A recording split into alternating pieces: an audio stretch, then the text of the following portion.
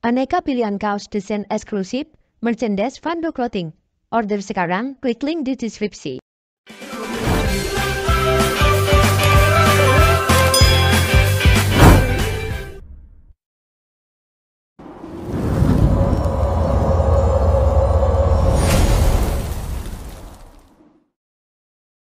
Nah, misalnya di pabrik ya, bagaimana kita menerapkan sistem manajemen K3 ini? Contohnya, misalnya nih, di pabrik itu kan banyak lalu lalang kendaraan. Misalnya di lokasi pabrik itu teman-teman Bapak Ibu kita sediakan jalur pejalan kaki yang terpisah dengan jalur lalu lalang kendaraan. Sehingga orang-orang yang berjalan kaki di dalam pabrik itu tidak berpotensi terkena misalnya kendaraan yang lalu lalang, tertabrak dan lain sebagainya. Atau misalnya di pabrik disediakan misalnya APD, alat pelindung diri untuk karyawan-karyawan yang bekerja.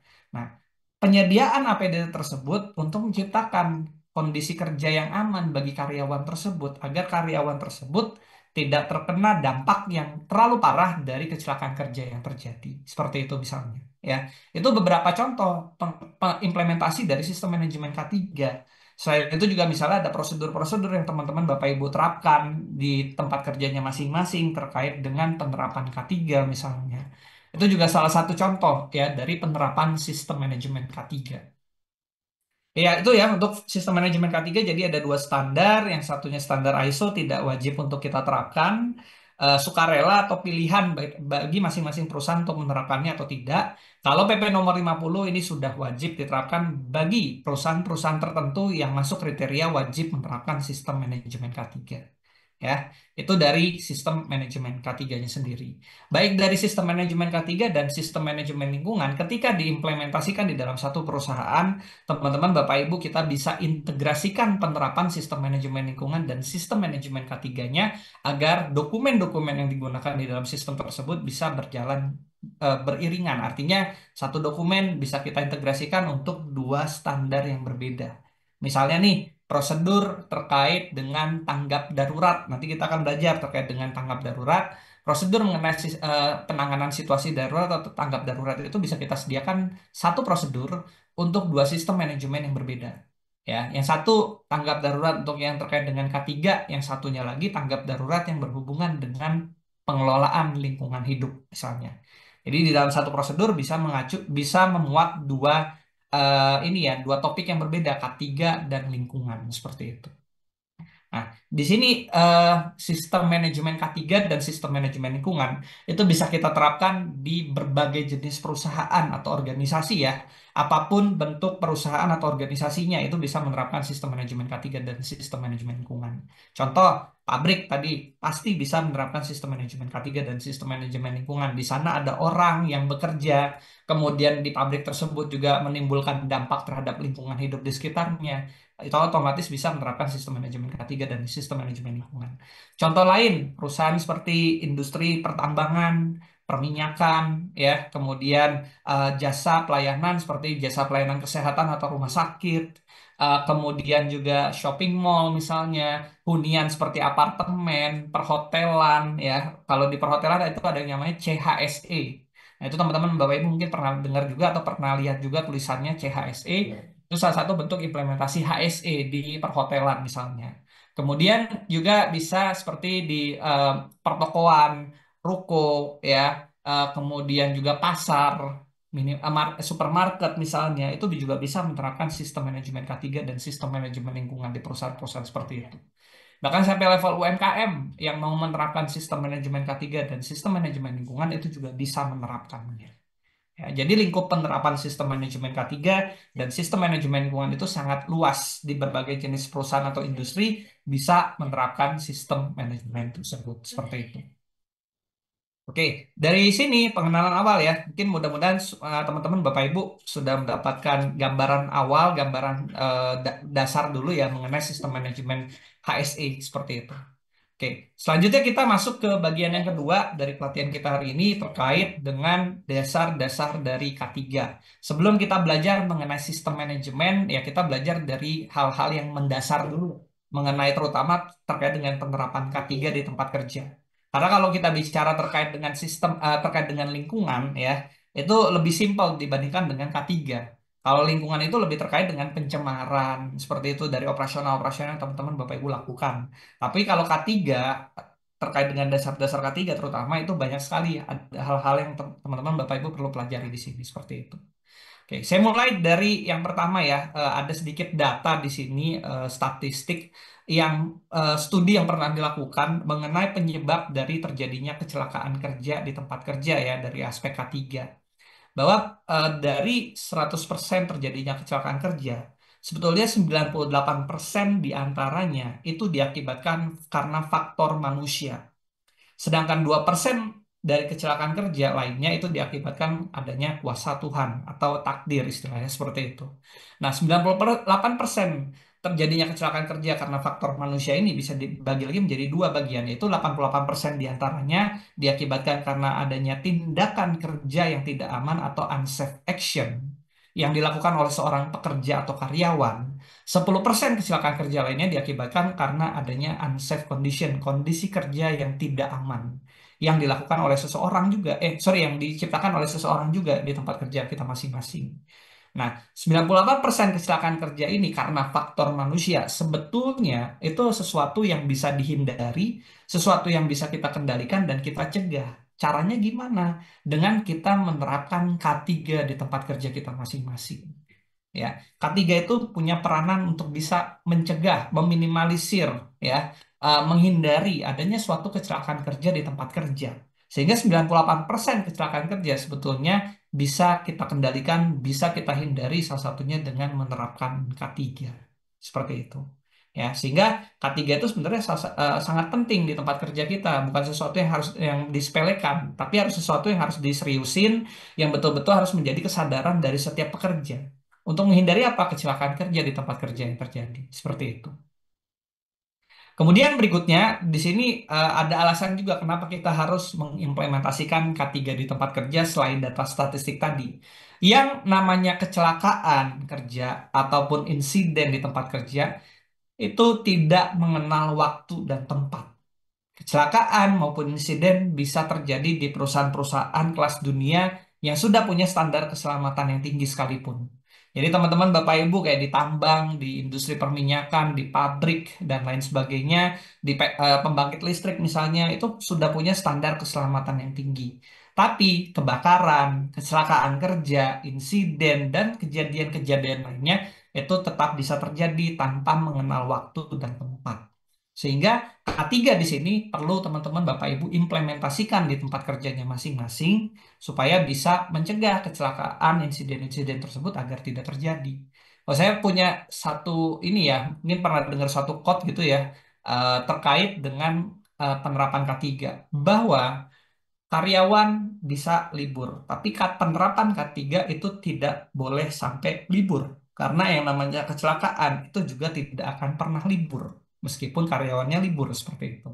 Jadi misalnya Sabtu Minggu kita kerja, misalnya di pabrik ya, Senin sampai Jumat, Sabtu Minggunya libur. Tapi Sabtu Minggu bisa saja di pabrik, di tempat kerja kita terjadi kecelakaan kerja, terjadi insiden.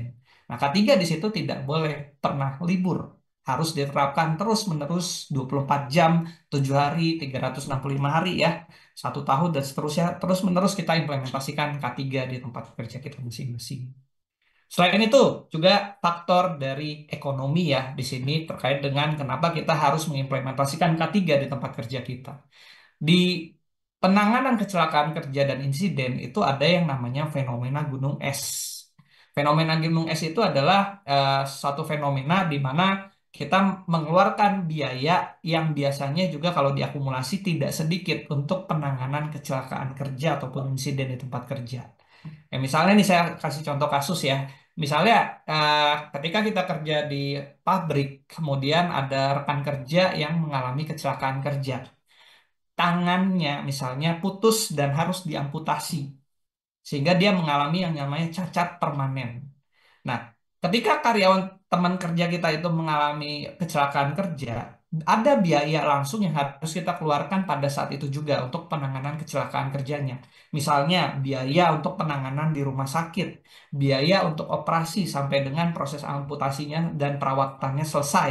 Kemudian ada biaya kompensasi yang harus kita bayarkan ke keluarganya sebagai bentuk kompensasi dari perusahaan akibat terjadinya kecelakaan kerja.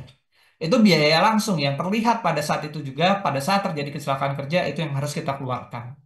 Lalu ada biaya lain yang tersembunyi ataupun biaya ekstra lain yang akan keluar di samping biaya yang langsung kita keluarkan untuk penanganan kecelakaan kerja. Seperti karyawan tersebut, dia mengalami cacat permanen sehingga dia tidak bisa lagi bekerja, otomatis digantikan dengan karyawan atau orang lain.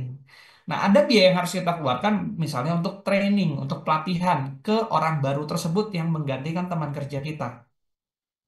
Lalu juga ada biaya yang harus kita keluarkan karena proses operasionalnya terhenti.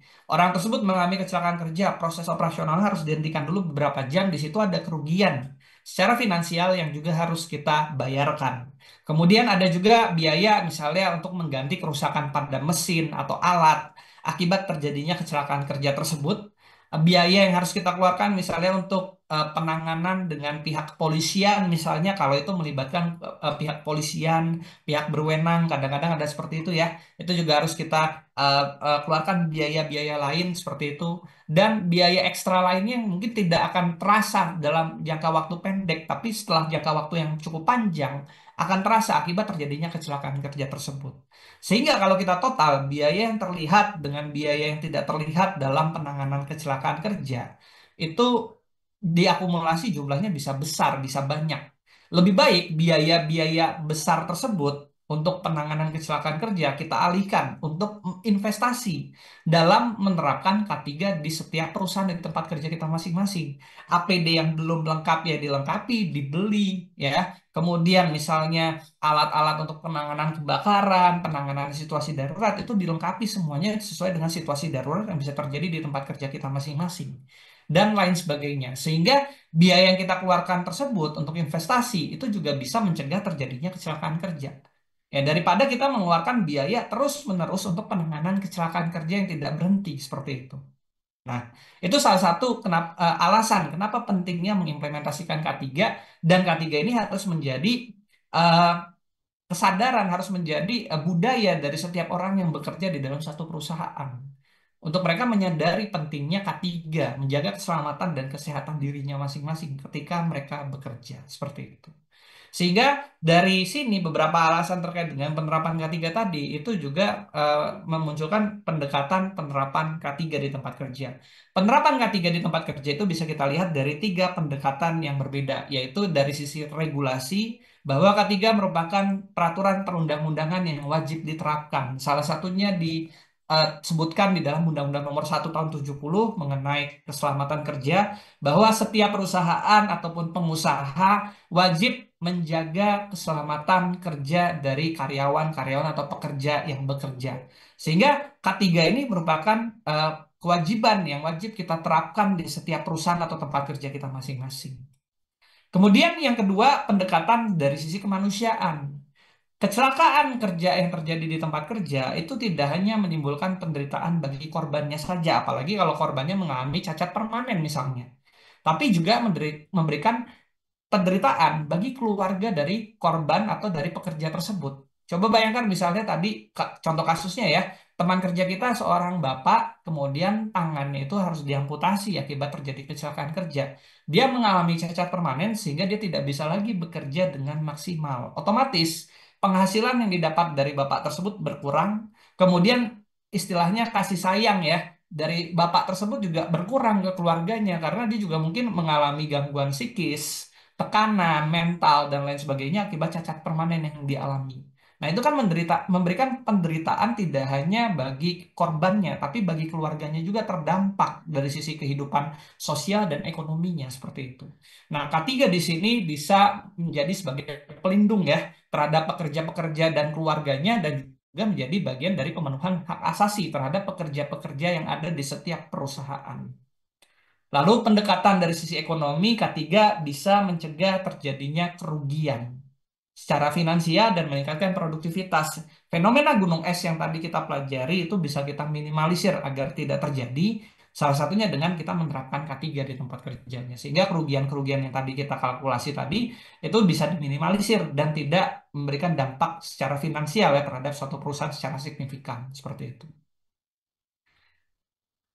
Nah, berikutnya teman-teman Bapak Ibu terkait dengan K3 juga ini sebagai seorang karyawan, sebagai seorang pekerja, atau teman-teman fresh graduate yang baru mau masuk ke dunia kerja juga perlu mengetahui yang namanya kewajiban dan hak dari manajemen perusahaan terkait dengan penerapan K3.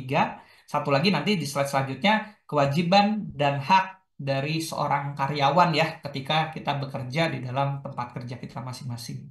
Nah, manajemen itu punya kewajiban yang pertama, melindungi setiap pekerja maupun orang lain di tempat kerja dari bahaya celaka dan sakit. Jadi manajemen perusahaan itu seperti direksi, komisaris, pemilik perusahaan ya, apapun itu jabatannya harus bisa menjamin perlindungan terhadap pekerja-pekerja yang ada dan orang lain dari bahaya celaka dan sakit. Salah satunya dengan menerapkan K3 di tempat kerjanya masing-masing, kemudian menyediakan APD, menyediakan prosedur-prosedur terkait dengan pekerjaan-pekerjaan yang dilakukan. Itu untuk melindungi pekerja yang ada dari potensi bahaya celaka dan penyakit-penyakit akibat kerja. Kemudian yang kedua, melatih, mendidik, serta memberikan pengalaman atau kompetensi ya kepada pekerja sesuai dengan tingkat kompetensi K3 yang dibutuhkan. Jadi menjadi kewajiban dari manajemen perusahaan untuk menyediakan budget, menyediakan uang, menyediakan sumber daya untuk pelatihan-pelatihan, sosialisasi, sharing pengalaman, peningkatan kompetensi K3 yang ada di karyawannya seperti itu. Nah, itu menjadi kewajiban dari manajemen perusahaan. Ya, jadi misalnya nih, bayangkan ada operasional di gudang, ya, di pergudangan, kemudian di situ ada operasional forklift. Orang-orang yang menggunakan forklift, contohnya, itu biasanya kalau sesuai dengan regulasi di Indonesia, itu harus punya SIM untuk operasional SIO atau kita sebutnya sebagai untuk operasional forklift atau kita sebutnya sebagai SIO ya SIM atau SIO seperti itu surat izin operasional. Nah, orang-orang yang mengoperasikan forklift itu wajib diberikan pelatihan ya yang budgetnya kemudian juga sumber dayanya disediakan dari manajemen perusahaan. Jadi orang-orang yang mengoperasikan forklift tadi itu orang-orang yang benar-benar terlatih, kompeten dalam mengoperasikan forklift. Dan budgetnya, sumber dayanya itu disediakan dari manajemen perusahaan, manajemen yang membayarkan nih untuk sertifikasi CEO dari forkliftnya. Contohnya seperti itu, ya. Kemudian yang ketiga, menjamin agar setiap alat-alat operasional yang digunakan, termasuk mesin, dapat dipakai secara aman dan efisien. Jadi semua alat, semua mesin harus dipastikan dalam keadaan yang aman dan bisa digunakan dengan baik. Seperti itu. Dengan salah satunya manajemen senantiasa melakukan yang namanya preventive maintenance, ya, perbaikan, perawatan terhadap semua alat maupun mesin yang digunakan. Misalnya nih, ada jasa konstruksi ya, kontraktor untuk kegiatan konstruksi, dia menerapkan K3, salah satunya dia harus memastikan crane, kemudian eskavator, ya, kemudian mungkin juga loader, kalau dia gunakan loader, alat berat seperti itu, semuanya bisa digunakan dengan aman dan baik. Dengan caranya ya melakukan maintenance secara rutin terhadap crane, terhadap loader, terhadap eskavator, dan lain-lain yang digunakan eh, di kegiatan konstruksi tersebut. Misalnya seperti itu. Kemudian yang terakhir, menjamin proses operasional berjalan secara lancar dan aman. Setiap manajemen wajib memastikan kegiatan operasionalnya berjalan dengan lancar dan aman dengan menyediakan prosedur-prosedur untuk kegiatan operasionalnya. Agar semua kegiatan operasional ini bisa berjalan dengan lancar dan aman. Sesuai dengan prosedur yang berlaku tentunya. Tapi juga teman-teman Bapak Ibu juga perlu mengetahui hak dari manajemen dalam penerapan K3. Yaitu manajemen berhak untuk memperingatkan, menegur, bahkan bisa memberhentikan pekerja jika terjadi pelanggaran mengenai K3 yang membahayakan diri pekerja tersebut, orang lain, maupun proses kerja. Intinya, kalau ada pekerja atau karyawan yang lalai dalam menerapkan K3, sehingga menyebabkan terjadinya insiden, kecelakaan kerja, maka karyawan tersebut bisa diberikan peringatan, teguran, ataupun diberhentikan atau dipecat. Ya, jadi kalau misalnya terjadi kecelakaan kerja di tempat kerja karena kita lalai tidak pakai APD misalnya, nah itu kita bisa aja berakhir dipecat meskipun kita sebagai korbannya. Tergantung lagi ke manajemen perusahaannya seperti apa. Ya, karena karyawan tersebut dianggap lalai dalam menerapkan K3. Itu menjadi hak dari manajemen. Selanjutnya, ini adalah kewajiban dan hak dari seorang pekerja di tempat kerja dalam menerapkan K3. Kewajiban yang pertama adalah menjaga keselamatan dan kesehatan diri kita masing-masing ketika kita bekerja. Setelah kita mendapatkan hak kondisi kerja yang aman dan alat pelindung diri dari manajemen perusahaan. Jadi teman-teman, Bapak Ibu, setiap individu yang bekerja di setiap perusahaan, kalau dia sudah dapat APD, sudah dapat safety induction, dia harus memastikan menjaga keselamatan dan kesehatan dirinya masing-masing terlebih dahulu.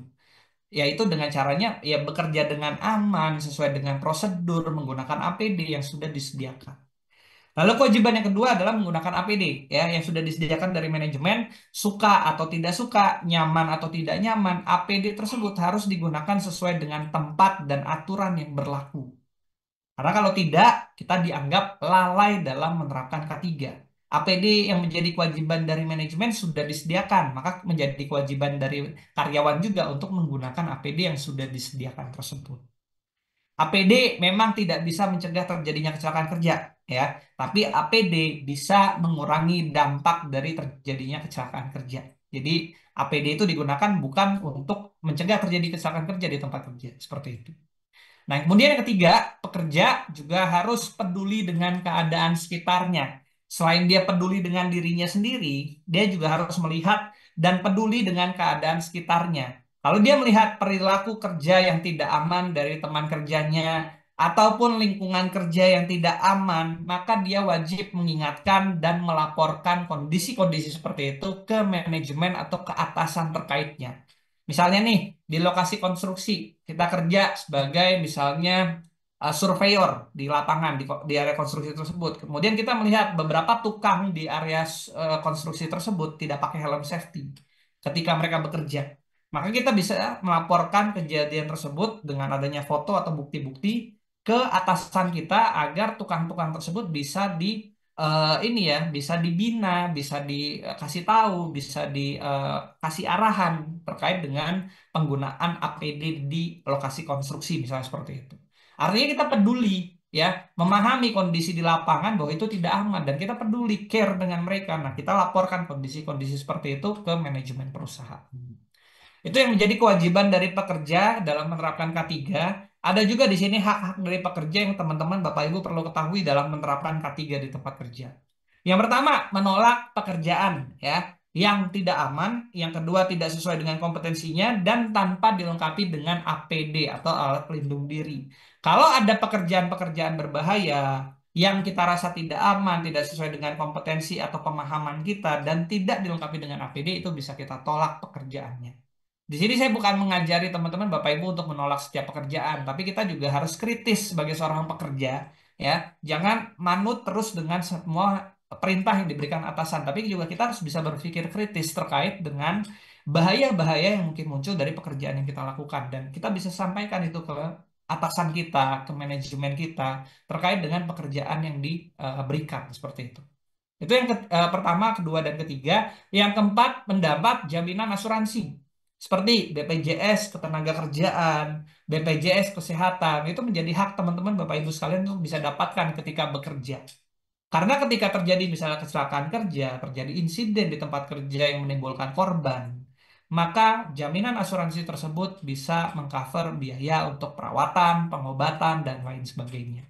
Ya, itu menjadi hak kita nih sebagai karyawan untuk mendapatkan asuransi.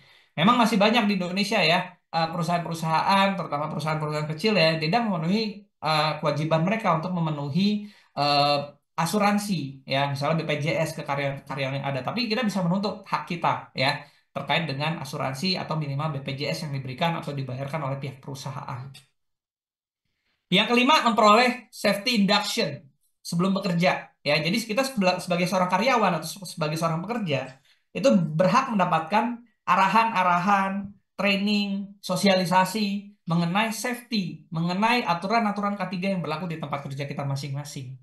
Dan yang terakhir, memperoleh hari libur atau cuti berkaitan dengan istirahat gitu ya, sesuai dengan aturan yang berlaku. Jadi cuti libur yang diberikan itu untuk merefresh lagi ya faktor psikologi dari seorang karyawan. Ketika faktor psikologi kita sudah baik ya, kita lebih fresh lagi untuk bekerja setelah libur misalnya, maka ketika kita bekerja kita juga bisa full konsentrasi dengan pekerjaan yang kita lakukan, juga terhindar dari kecelakaan kerja. Karena salah satu penyebab terjadinya kecelakaan kerja adalah karyawan yang tidak fokus ketika bekerja. Dia mungkin banyak melamun ya dan lain sebagainya atau terlalu lelah, tidak ada istirahat, kemudian dia menyebabkan terjadinya hilang konsentrasi dan terjadi kecelakaan kerja. Seperti itu. Jadi untuk mencegah kecelakaan kerja salah satunya bisa memberikan hari libur atau cuti ya ke karyawan-karyawan yang ada. Seperti itu. Itu yang menjadi kewajiban dan hak dari pekerja dalam penerapan K3 di tempat kerja kita masing-masing. Nah, berikutnya di dasar-dasar K3 itu juga ada yang namanya bahaya K3. Bahaya K3 itu merupakan salah satu jenis resiko yang berhubungan dengan K3.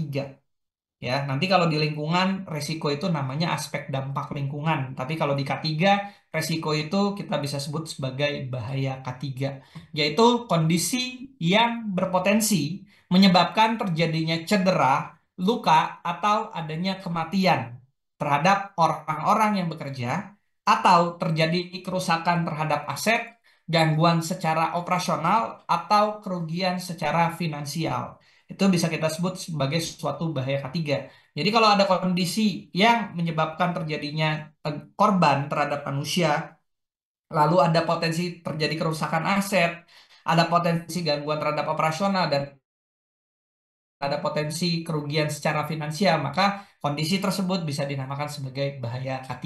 Misalnya bahaya K3 itu eh, terpleset, contohnya ya, kemudian tersiram bahan kimia misalnya, kemudian juga bisa terhirup debu dan lain sebagainya. Itu bahaya-bahaya K3 yang bisa menyebabkan cedera, kerusakan finansial, kerusakan aset, kerugian finansial, dan juga gangguan secara operasional.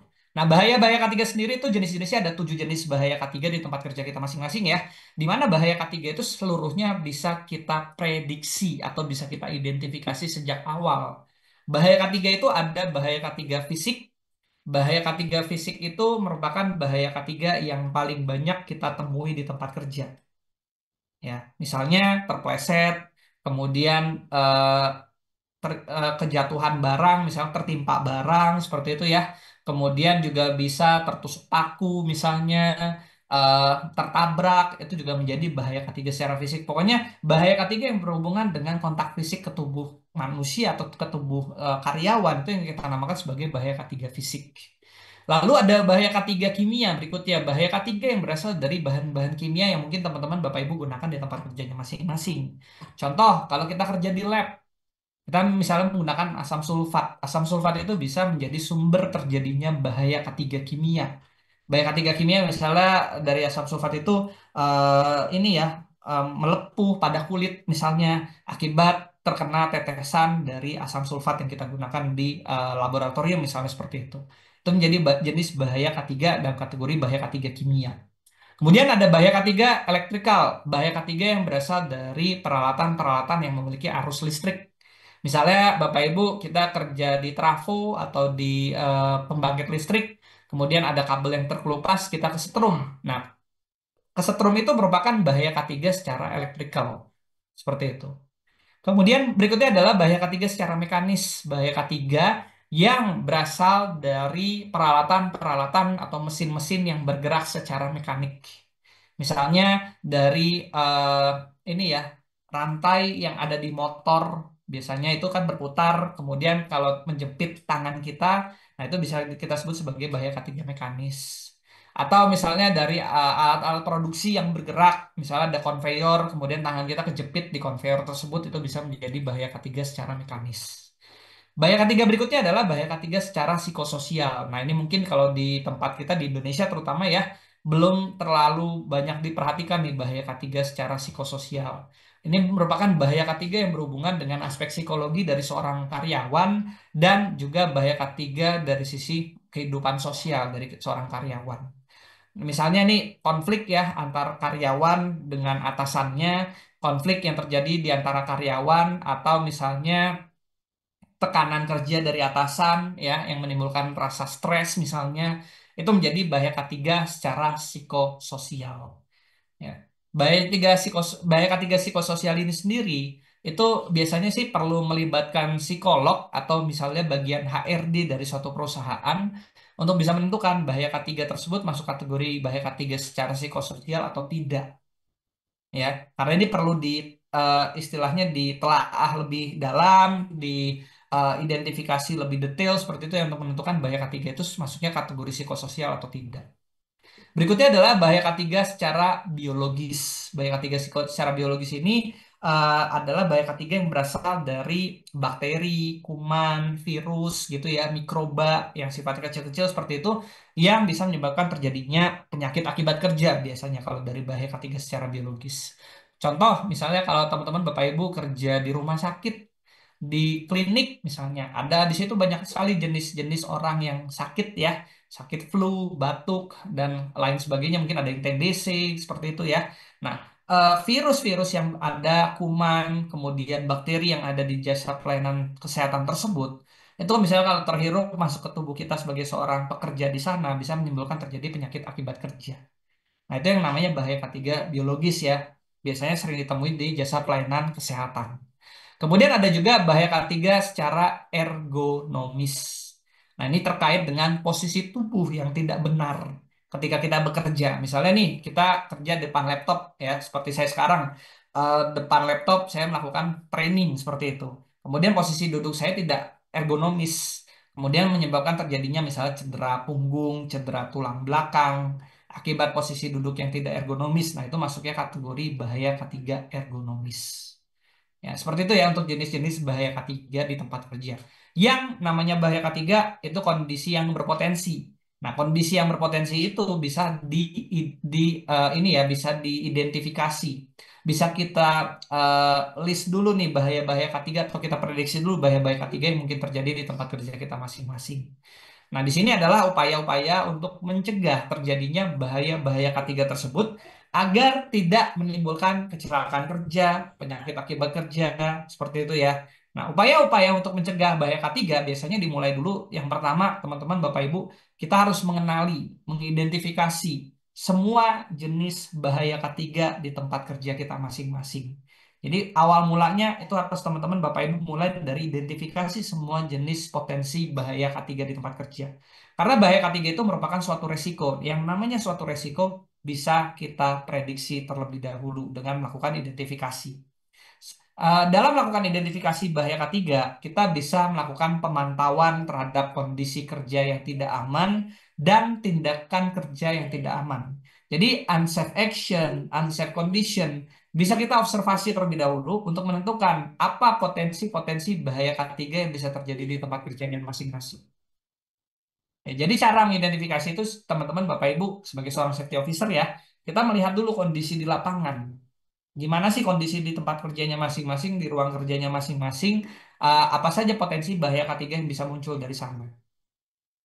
Lalu dilanjutkan dengan melakukan pengendalian terhadap masing-masing bahaya K3 yang sudah diidentifikasi.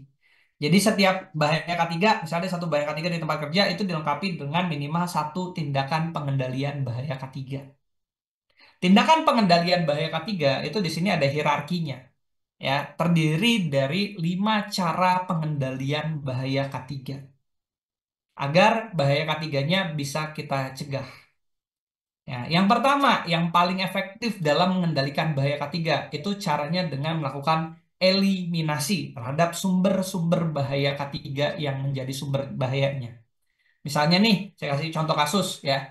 Eh, ada potensi kecelakaan, ada potensi bahaya K3 secara fisik ya dari operasional mesin yang kita gunakan di ruangan produksi. Misalnya tangan kita bisa terjepit atau terpotong dari mesin tersebut. Nah, kemudian untuk mengendalikan bahaya K3-nya, kita bisa pikirkan apakah eliminasi bisa dilakukan. Berarti kita hilangkan mesin-mesin yang kita gunakan di area produksi yang menjadi sumber bahaya K3-nya. Itu bisa dilakukan atau tidak dengan eliminasi. Kalau bisa, itu menjadi tindakan pengendalian bahaya K3 yang paling efektif. Biasanya yang paling efektif itu yang paling sulit untuk dilakukan pengendalian bahaya K3-nya. Biasanya seperti itu, ya. Kalau eliminasi tidak mungkin dilakukan untuk mengendalikan bahaya K3 dari mesin produksi misalnya, maka substitusi ya bisa kita pertimbangkan. Substitusi itu berarti kita mengganti metode kerjanya dengan metode kerja yang tidak aman. Yang tadinya mesin tersebut harus diawasi oleh karyawan, apakah mungkin mesin tersebut kendalikan dari control room, misalnya, tanpa perlu dikendalikan secara langsung di lapangan. Nah, itu namanya substitusi. Kita mengganti metode kerjanya dengan metode kerja yang lebih aman. Kalau substitusi tidak mungkin dilakukan untuk mengendalikan bahaya K3, maka kita lakukan pengendalian secara engineering atau secara rekayasa teknis seperti itu ya. Ya, rekayasa teknis ini kita merekayasa mesin atau alat yang kita gunakan agar mesin atau alat tersebut bisa digunakan dengan lebih aman seperti itu. Nah, itu dengan menggunakan engineering control. Jadi kita kendalikan agar mesin-mesin atau alatnya itu dimodifikasi agar bisa beroperasi secara lebih aman untuk menghindari adanya bahaya K3. Kemudian yang berikutnya, kalau misalnya pengendalian secara engineering control tidak mungkin kita lakukan, teman-teman Bapak Ibu bisa turun lagi ke administratif control.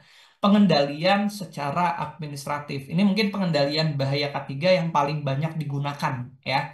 Yang paling mudah juga untuk bisa kita terapkan. Administratif control itu berhubungan dengan pengendalian untuk merubah cara kerja orang ya. Misalnya dengan adanya training, dengan menyediakan prosedur, kemudian misalnya Bapak Ibu menyediakan rambu-rambu terkait dengan aturan K3, kemudian melakukan sosialisasi terkait dengan bahaya K3 yang bisa terjadi di tempat kerja, itu merupakan pengendalian secara administratif. Kita berupaya meningkatkan pemahaman orang terkait dengan K3 dan merubah cara kerja mereka agar lebih aman ketika bekerja. Nah, itu administratif control ya. Salah satunya tadi training atau SOP yang bisa kita sediakan. Kalau administratif control tidak mungkin dilakukan, teman-teman Bapak Ibu bisa pilih dengan PPE, penggunaan APD. Penggunaan APD merupakan tindakan pengendalian bahaya K3 yang paling tidak efektif. Karena bahaya K3-nya sendiri tidak bisa kita minimalisir atau kita cegah. Tapi dengan menggunakan APD, kita bisa ini ya meminimalisir dampak dari terjadinya suatu bahaya K3. Ya misalnya nih, kalau kita pakai APD di lokasi proyek, pakai helm safety, pakai sepatu safety, kemungkinan dari cedera akibat kejatuhan barang dari atas atau misalnya kaki kita ketusuk paku, itu dampaknya lebih bisa diminimalisir daripada kalau kita tidak menggunakan APD. Ya, misalnya ada bahaya K3 tertusuk paku kaki kita. Kita pakai sepatu safety itu bisa mengurangi dampak dari terjadinya tetanus akibat paku yang tertusuk di kaki kita. Misalnya seperti itu contohnya. Nah, itu kan dari pengendalian bahaya K3 ya dengan cara penggunaan APD. Itu yang teman-teman Bapak Ibu bisa lakukan untuk mengendalikan bahaya K3 di tempat kerja. Setiap bahaya K3 intinya bisa kita identifikasi, bisa kita prediksi dulu, kemudian kita upayakan pengendalian terhadap bahaya K3 tersebut. Namun selain itu juga perlu dibarengi dengan adanya pembinaan, pengawasan, training, sosialisasi ya, terkait dengan semua jenis potensi bahaya K3 di tempat kerja dan upaya pengendalian bahaya K3-nya. Jadi hasil dari identifikasi dan pengendalian bahaya K3, teman-teman Bapak Ibu perlu sosialisasikan ke karyawan. Ya, misalnya di lokasi konstruksi kita kasih tahu nih ke pekerja-pekerja proyeknya. Di situ ada potensi bahaya, misalnya tertusuk paku, kena kejatuhan barang, krennya bisa rubuh, dan lain sebagainya. Nah, bahaya-bahaya K3 itu disounding, disosialisasikan misalnya pada saat safety briefing atau safety talk setiap pagi misalnya. Itu disampaikan bahaya-bahaya K3 apa yang mungkin terjadi di tempat kerjanya dan agar menjadi perhatian dari semua karyawan. Selain itu juga upaya untuk mencegah terjadinya bahaya K3 bisa dibarengi dengan penerapan sistem manajemen K3. Nah, sistem manajemen K3 itu penerapannya dalam bentuk adanya prosedur, aturan-aturan yang berlaku, kemudian juga penyediaan sarana prasarana untuk penerapan K3 di tempat kerja, penyediaan APD, penyediaan alat kerja yang terkait dengan K3 misalnya. Nah, itu menjadi bagian dari penerapan sistem manajemen K3 supaya bisa mencegah terjadinya bahaya K3 di tempat kerja kita masing-masing. Oke, sampai sini kalau ada yang mau ditanyakan, teman-teman, Bapak Ibu silakan bisa ditanyakan ya lewat link Q&A yang tadi sudah dibagikan ya di kolom chat, silakan bisa diakses. Jadi itu ya terkait dengan upaya-upaya mencegah terjadinya bahaya K3 di tempat kerja. Kembali lagi, bahaya K3 sesuatu yang bisa kita prediksi dan bisa kita kendalikan dengan upaya-upaya pengendalian bahaya K3. Jadi salah satu ini ya eh, dalam menerapkan K3 di tempat kerja, salah satu eh, sumber referensi kita dalam menerapkan K3 itu biasanya adalah hasil identifikasi bahaya K3. Atau kalau di perusahaan-perusahaan kita mengenalnya dengan istilah misalnya HIRA-DC, HIRA RC misalnya, itu adalah hasil dari identifikasi bahaya K3. Hasil dari identifikasi bahaya K3 itu yang menjadi pedoman kita dalam menentukan aturan-aturan K3 di tempat kerja berdasarkan setiap potensi bahaya K3 yang ada seperti itu. Nah, yang berikutnya ini adalah konsep dari insiden, kecelakaan kerja, penyakit akibat kerja, dan juga near miss. Ya, mungkin istilah-istilah ini teman-teman Bapak Ibu sering temui ya, tapi mungkin kadang kita ketukar juga pengertian-pengertiannya. Saya mulai dari insiden. Insiden ini kejadian permulaan biasanya ya, sebelum terjadi kecelakaan kerja ataupun terjadinya near miss. Biasanya dimulai dulu dengan adanya insiden. Insiden adalah kejadian yang berkaitan dengan pekerjaan, di mana dari insiden tersebut bisa terjadi cedera, penyakit akibat kerja, fatality, ya, itu bisa terjadi semuanya. Termasuk insiden adalah kondisi-kondisi darurat seperti kebakaran, bencana alam seperti gempa bumi, banjir, dan lain sebagainya itu masuk kategori insiden. Jadi ini adalah kejadian permulaan ya dari suatu pekerjaan yang kita lakukan di mana dari insiden tersebut bisa terjadi cedera ya ataupun adanya korban dari sisi manusia yang bekerja. Lalu ada konsep accident atau kecelakaan kerja. Biasanya accident itu terjadi setelah adanya insiden terlebih dahulu yang memulainya. Accident itu adalah suatu kejadian yang tidak dikehendaki dan tiba-tiba terjadi yang menimbulkan korban, kerusakan properti atau pencemaran lingkungan. Jadi dari kecelakaan itu ada korban, kemudian ada kerusakan properti atau pencemaran lingkungan, maka bisa kita sebut itu sebagai suatu kecelakaan kerja ataupun accident. Ya, misalnya orang tertusuk paku, kemudian kakinya berdarah, misalnya seperti itu ya, kakinya tertusuk paku. Nah, itu menjadi kecelakaan kerja. Insidennya apa? Dia tertusuk paku. Kecelakaan kerjanya apa? Dia menjadi mengalami luka ya akibat tertusuk paku tadi yang menjadi insidennya seperti itu. Nah, berikutnya adalah konsep penyakit akibat kerja. Penyakit yang disebabkan oleh pekerjaan atau lingkungan kerja. Ya, pekerjaan berarti aktivitas yang kita lakukan, lingkungan kerja berarti lokasi area kerjanya. Dan biasanya terjadi setelah paparan yang cukup lama dalam jangka waktu yang cukup panjang.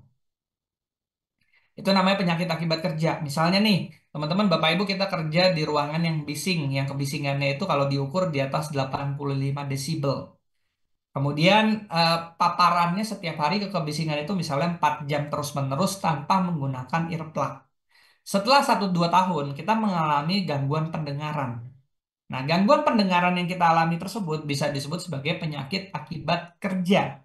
Ya, karena kita sering terpapar sehari 4 jam di ruangan yang bising tanpa menggunakan earplug atau earmuff untuk mengurangi dampak dari kebisingan tersebut. Seperti itu.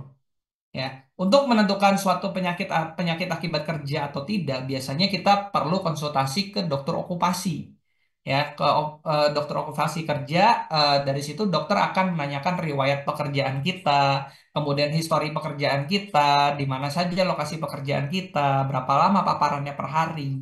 Itu yang menentukan nanti dokter okupasi untuk menentukan suatu penyakit itu penyakit akibat kerja atau tidak. Dan kita bisa konsul ke dokter biasanya ya, dokter okupasi seperti itu. Nah, kemudian ada juga konsep yang namanya near miss atau hampir celaka. Ini kondisi yang terjadi hampir menyebabkan terjadinya kecelakaan kerja. Kalau terjadi perubahan sedikit saja, maka bisa mengakibatkan terjadinya kecelakaan kerja. Itu yang namanya near miss. Nah, konsep insiden kecelakaan kerja, near miss maupun penyakit akibat kerja ini contohnya seperti apa ya? Insiden misalnya di sini ada forklift yang terguling itu namanya insiden. Ya, kalau penyakit akibat sorry kalau kecelakaan kerja, misalnya di dalam forklift ini ada orang, kemudian dia mengalami luka di kepalanya atau di bagian tubuhnya akibat forklift yang terguling, maka dia bisa bisa kita sebut kejadian itu sebagai kecelakaan kerja. Ya, jadi ada orang yang menjadi korbannya. Kemudian penyakit akibat kerja, ya misalnya tadi di kebisingan kita terpapar lokasi yang bising, kemudian mengalami gangguan pendengaran setelah misalnya 1 tahun bekerja dan lain sebagainya. Lalu kalau near miss seperti apa? Misalnya ada orang di dalam forklift ini yang terguling, tapi orang tersebut bisa keluar sebelum forkliftnya terguling. Jadi hampir celaka, hampir dia menjadi korban dari tergulingnya forklift tersebut. Itu bisa kita sebut sebagai near miss. Atau konsep lain, contoh lain ya dari insiden kecelakaan kerja maupun near miss bisa kita lihat di contoh kasus berikut.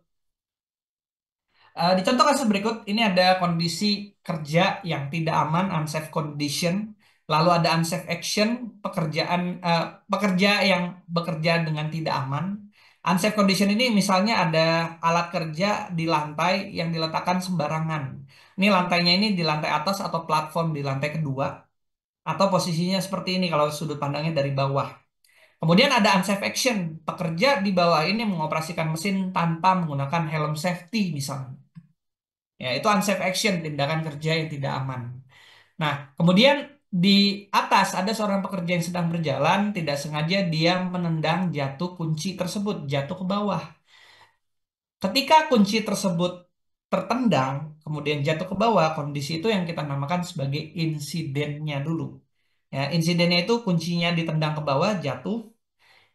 Kemudian ada konsep near miss. Near miss itu hampir celaka. Jadi pekerja ini hampir terkena kunci yang jatuh di bawah. Itu yang namanya near miss. Ya.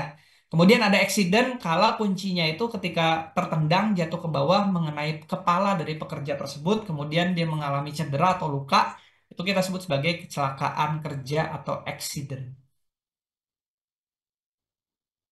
Nah, itu konsep-konsep dan contohnya dari insiden, kecelakaan kerja maupun near miss. Ya. Jadi harapannya teman-teman Bapak Ibu ya jangan ketukar lagi istilah-istilah, terutama insiden dan accident biasanya suka ketukar ya pengertiannya seperti itu. Oke, sampai sini kalau ada yang mau ditanyakan silakan sambil berjalan ya bisa ditanyakan di link Q&A yang sudah dibagikan. Oke, ini adalah konsep dari unsafe action dan unsafe condition serta pengertiannya. Unsafe action adalah perbuatan kerja yang tidak aman yang biasanya tercipta dari orang-orang yang bekerja di lingkungan kerjanya. Jadi orang-orang yang biasanya lalai, tidak sadar dengan aturan-aturan K3 yang berlaku, itu bisa melakukan yang namanya unsafe action. Misalnya, ini ada seorang pekerja yang naik di atas tangga ya untuk bekerja di ketinggian, tapi dia sambil merokok. Ini yang namanya unsafe action. Dia tidak pakai helm safety misalnya. Kemudian ada pekerja yang mengangkat beban melebihi kemampuan dirinya. Mengangkat beban di sini. Itu bisa menyebabkan terjadinya cedera pada tulang belakang dari karyawan tersebut. Itu yang namanya unsafe action. Kemudian ada juga unsafe condition. Kondisi kerja yang tidak aman. Biasanya kondisi kerja ini juga tercipta akibat karyawan yang bekerja di area kerja tersebut. Misalnya, ada air yang tumpah di lantai, kemudian ada potensi bahaya ketiganya terpleset. Nah, ini unsafe condition. Air tumpah ini kan tercipta karena seseorang dan tidak langsung dibersihkan. Itu juga karena faktor manusia, ya, unsafe condition ini. Atau susunan barang di sini tidak terlalu rapi susunannya. Kemudian ada karyawan yang naik ke atas susunan barang yang tidak rapi tadi. Sehingga ada potensi dia jatuh nih kalau misalnya barang tersebut itu rubuh misalnya. Nah, itu bisa menyebabkan terjadinya kecelakaan kerja. Ini yang disebut sebagai unsafe condition. Dia sendiri yang menumpuk barang tersebut, tapi tidak ditumpuk dengan rata. Kemudian dia naik ke atas itu. Seperti itu. Ya. Atau misalnya pengangkatan pipa menggunakan hoist seperti ini. Pengikatannya itu tidak kuat. Sehingga ada potensi pipanya itu jatuh ke bawah, menimpa pekerja-pekerja di bawahnya. Itu kita sebut sebagai unsafe condition juga seperti itu. Ya. Pengikatan pipa di hoist ini kan tercipta karena orang yang bekerja teledor, tidak diikat dengan benar misalnya. Nah, itu bisa menyebabkan terjadinya kecelakaan kerja kalau itu terjadi seperti itu. Oke, ini contoh lain dari unsafe action dan unsafe condition ya. Ada forklift yang digunakan untuk mengangkat forklift, yang di mana forklift ini digunakan untuk mengangkat mesin ke lantai atas. Di forklift yang kedua ini ada dua orang yang sedang ada di atas forklift tersebut. Nah, ini yang kita namakan unsafe condition. Forkliftnya mengangkat forklift yang mengangkat beban mesin ke lantai atas. Itu unsafe conditionnya. Tercipta karena orang-orang tersebut yang mengaturnya. Kemudian ada juga unsafe action. Unsafe actionnya ada dua orang yang naik ke atas forklift ini tanpa menggunakan helm safety. Kemudian salah satunya berdiri, salah satunya dia di sekitar ini ya garpu dari forklift tersebut. Nah, kalau misalnya forklift ini roboh, kemudian jatuh, orang-orang tersebut juga bisa menjadi korban dari kejadian tersebut seperti itu. Nah, unsafe action dan unsafe condition itu tercipta karena faktor manusia dan bisa menyebabkan terjadinya kecelakaan kerja. Ya, kalau ini dibiarkan. Misalnya kalau ini dibiarkan, tidak dikasih tahu, tidak dihentikan, maka bisa terjadi kecelakaan kerja. Orang-orang yang ada di atas forklift ini bisa jatuh, tertimpa forklift, dan lain sebagainya, dan menjadi korban dari adanya unsafe action dan unsafe condition. Seperti itu. Nah, dari sini sekalian saya mau menjelaskan efek domino dari terjadinya kecelakaan kerja. Jadi, kalau terjadi di kecelakaan kerja di tempat kerja, itu sebetulnya ada beberapa penyebab, baik itu langsung, tidak langsung, maupun penyebab dasar yang menyebabkan terjadinya kecelakaan kerja tersebut. Nah, ini akan menjadi semacam efek domino, ya. Efek domino itu kan kalau kartu, misalnya teman-teman Bapak Ibu nyusun kartu domino atau kartu remi, kita susun berdiri, kemudian salah satu ujungnya kita misalnya robohkan, itu kan akan berdampak domino ya ke kartu-kartu berikutnya. Nah, ini hal yang sama juga terjadi di kecelakaan kerja. Jadi, kecelakaan kerja itu terjadi biasanya pasti ada penyebab dasarnya dulu. Kalau penyebab dasar yaitu kurangnya prosedur atau aturan, kurangnya sarana prasarana, kurangnya kesadaran dan kepatuhan itu terjadi, maka akan menyebabkan penyebab tidak langsung. Penyebab tidak langsung ini juga akan menyebabkan adanya penyebab langsung terhadap kecelakaan kerja dan itu yang menimbulkan terjadinya kecelakaan kerja yang memberikan kerugian terhadap suatu perusahaan. Nah, biasanya dalam melakukan investigasi terjadinya kecelakaan kerja, teman-teman Bapak Ibu cukup mencari penyebab dasar dari suatu kecelakaan kerja. Jadi kalau ada nih kejadian kecelakaan kerja di tempat kerja kita, kemudian kita kerja sebagai safety officer, mau melakukan investigasi terhadap kecelakaan kerja tersebut. Carilah sampai ke penyebab dasar dari kecelakaan kerja tersebut, agar kecelakaan kerja yang sama di kemudian hari bisa kita hindari dengan memastikan penyebab dasarnya diperbaiki. Penyebab dasar itu cuma ada empat ini kok, ya, kurangnya prosedur, sarana prasarana, kesadaran kepatuhan. Kurangnya prosedur dan sarana prasarana itu akan menyebabkan penyebab langsung terhadap faktor pekerjaan. Kalau kurangnya kesadaran kepatuhan itu akan menyebabkan penyebab langsung terhadap faktor personalnya. Faktor pekerjaan, faktor personal ini yang akan menciptakan unsafe action dan unsafe condition. Nah, unsafe action dan unsafe condition ini yang menyebabkan terjadinya kecelakaan kerja. Seperti itu. Ya. Jadi konsepnya cari dulu penyebab dasarnya ketika melakukan investigasi kecelakaan kerja supaya kecelakaan kerjanya tidak terulang kembali di kemudian hari. Oke, sampai sini kalau ada yang mau ditanyakan silakan ya. Ini efek domino dari terjadinya kecelakaan kerja. Nah, ini adalah rambu-rambu K3 yang teman-teman Bapak Ibu bisa gunakan di tempat kerjanya masing-masing. Rambu K3 itu punya fungsi sebagai media untuk melakukan komunikasi secara pasif untuk menyampaikan aturan-aturan mengenai K3 di tempat kerja kita masing-masing. Di sini ada 6 jenis rambu-rambu K3. Dari 6 jenis ini, 5 diantaranya yang paling sering digunakan di tempat kerja. Yang pertama itu ada tanda larangan. Bentuknya seperti ini. Misalnya jangan dioperasikan untuk mesinnya, misalnya ya. Itu tujuannya untuk memberitahu ke karyawan bahwa hal tersebut terlarang, tidak boleh dilakukan oleh karyawan yang bekerja. Lalu ada tanda bahaya yang warnanya kuning seperti ini untuk menyampaikan potensi-potensi bahaya K3 di tempat kerja menggunakan rambu. Misalnya ada lalu lintas forklift di area gudang, kita tempatkan rambu warna kuning di area gudang. Lalu warna biru seperti ini ya, tanda kewajiban untuk menyampaikan ya kewajiban-kewajiban yang harus dipastikan dan dijalankan oleh seorang karyawan ketika bekerja, terutama terkait dengan aturan K3 yang berlaku.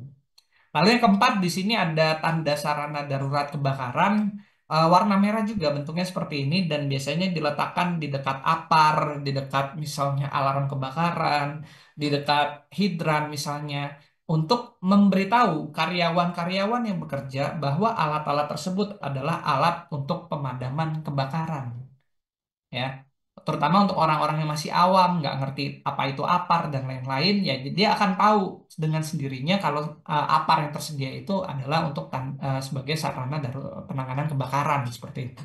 Kalau kita kasih tanda seperti ini.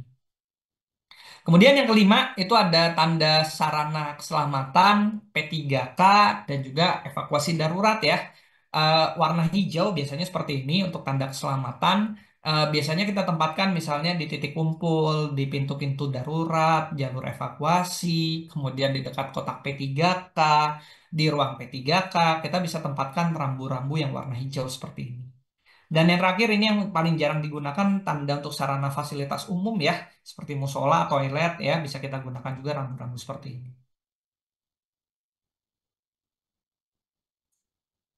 Yang berikutnya ini adalah logo bahaya dari bahan berbahaya dan beracun yang kita gunakan di tempat kerja. Kadang-kadang kita akan menemui penggunaan bahan kimia, di mana bahan kimia itu menimbulkan potensi bahaya kimia. Nah, setiap bahan kimia punya jenis-jenis bahaya kimia yang berbeda-beda. Bahaya kimia tersebut itu ditunjukkan atau disampaikan dalam bentuk adanya logo bahan berbahaya dan beracun di sini.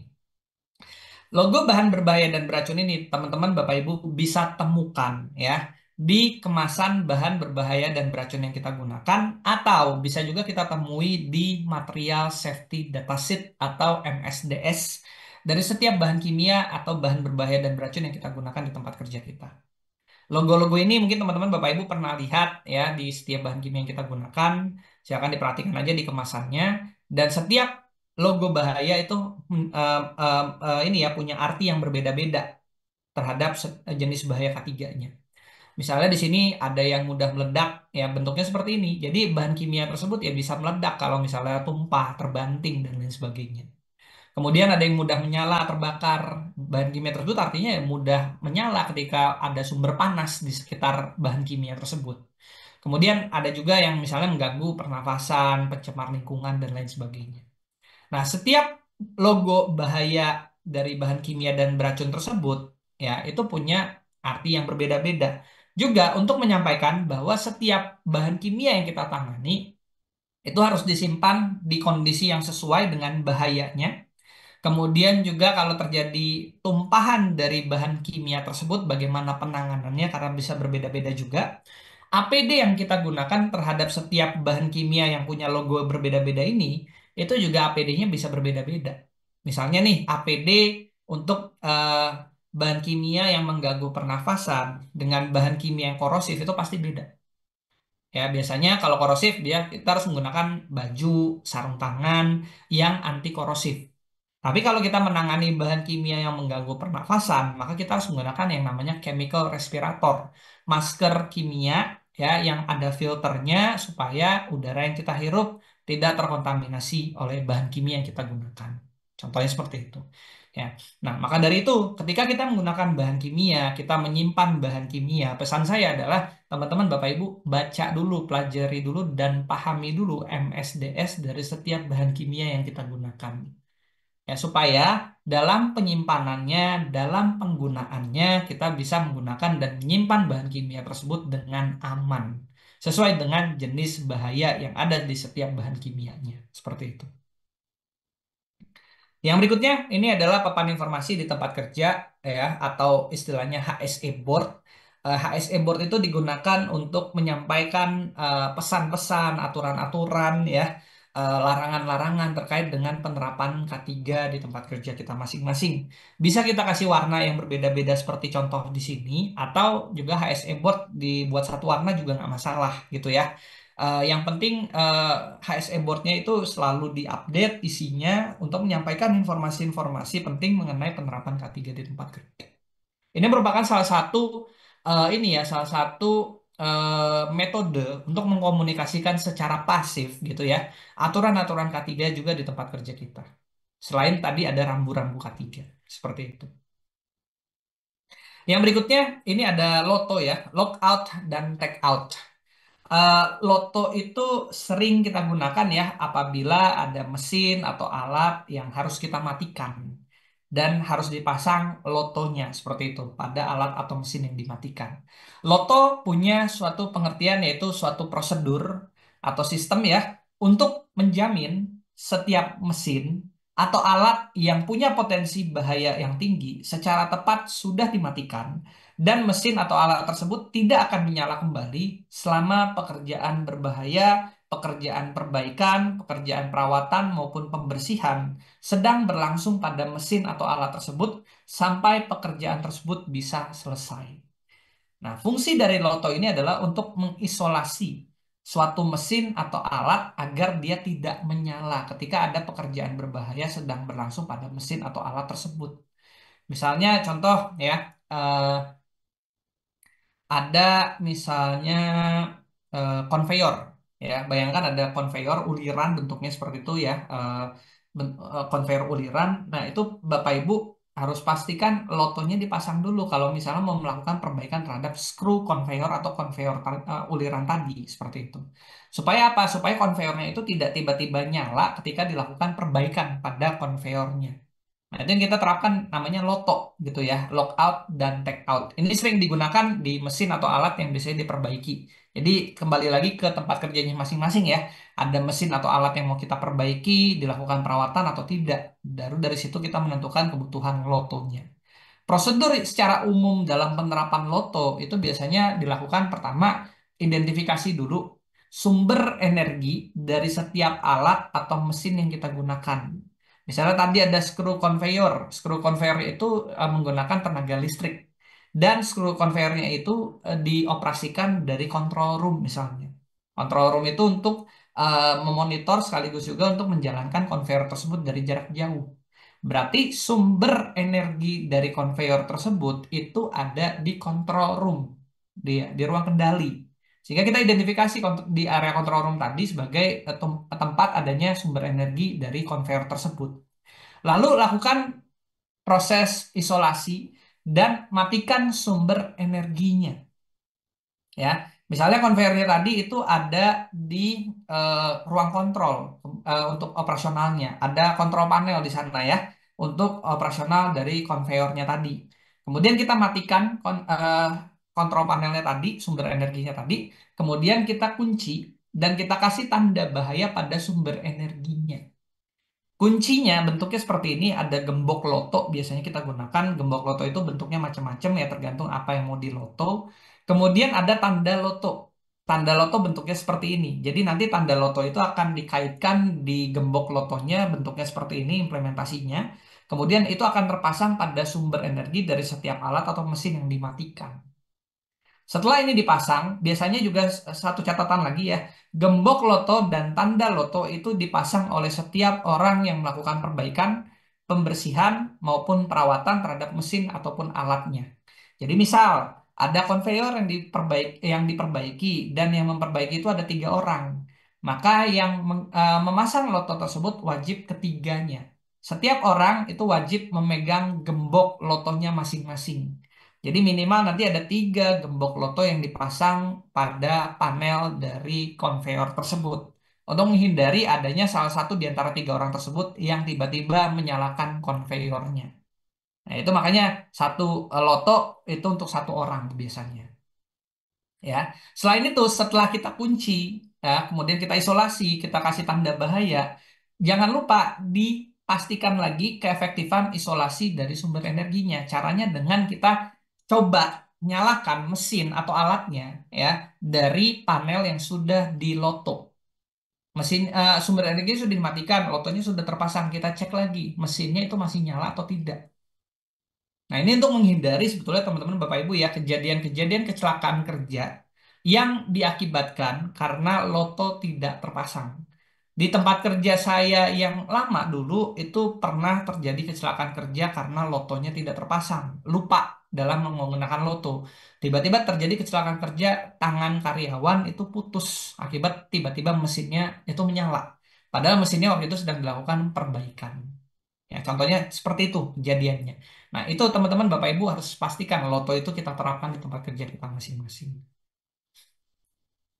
Selain itu juga di sini ada yang namanya izin pekerjaan khusus.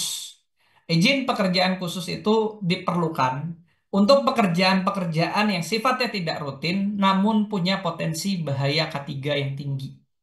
Bahaya ketiga memang bisa kita prediksi terlebih dahulu dari tadi yang kita pelajari di awal terkait dengan upaya pencegahan bahaya ketiga. Tapi identifikasi bahaya ketiga biasanya dilakukan pada pekerjaan-pekerjaan yang sifatnya rutin. Pekerjaan yang tidak rutin dan punya potensi bahaya ketiga yang tinggi itu tidak teridentifikasi di dalam identifikasi bahaya ketiga atau HIRA-DC. Maka diperlukan izin kerja khusus terkait dengan pekerjaan-pekerjaan tersebut yang tidak rutin tapi punya potensi bahaya K3 yang tinggi. Izin kerja khusus ini bertujuan untuk memastikan semua kegiatan, kondisi maupun area kerjanya itu dalam yang kondisi yang aman. Pada saat akan dilakukan pekerjaan tersebut berarti pra pekerjaan yang dilakukan Sepanjang pekerjaannya dilakukan dan setelah pekerjaannya selesai dilakukan, itu wajib ada izin kerja khusus yang dibuat. Nah, izin kerja khusus ini itu yang membuat siapa? Yang membuat adalah orang-orang yang melakukan pekerjaan khusus tadi. Misalnya ada karyawan yang mau melakukan kegiatan galian, ya, galian tanah misalnya.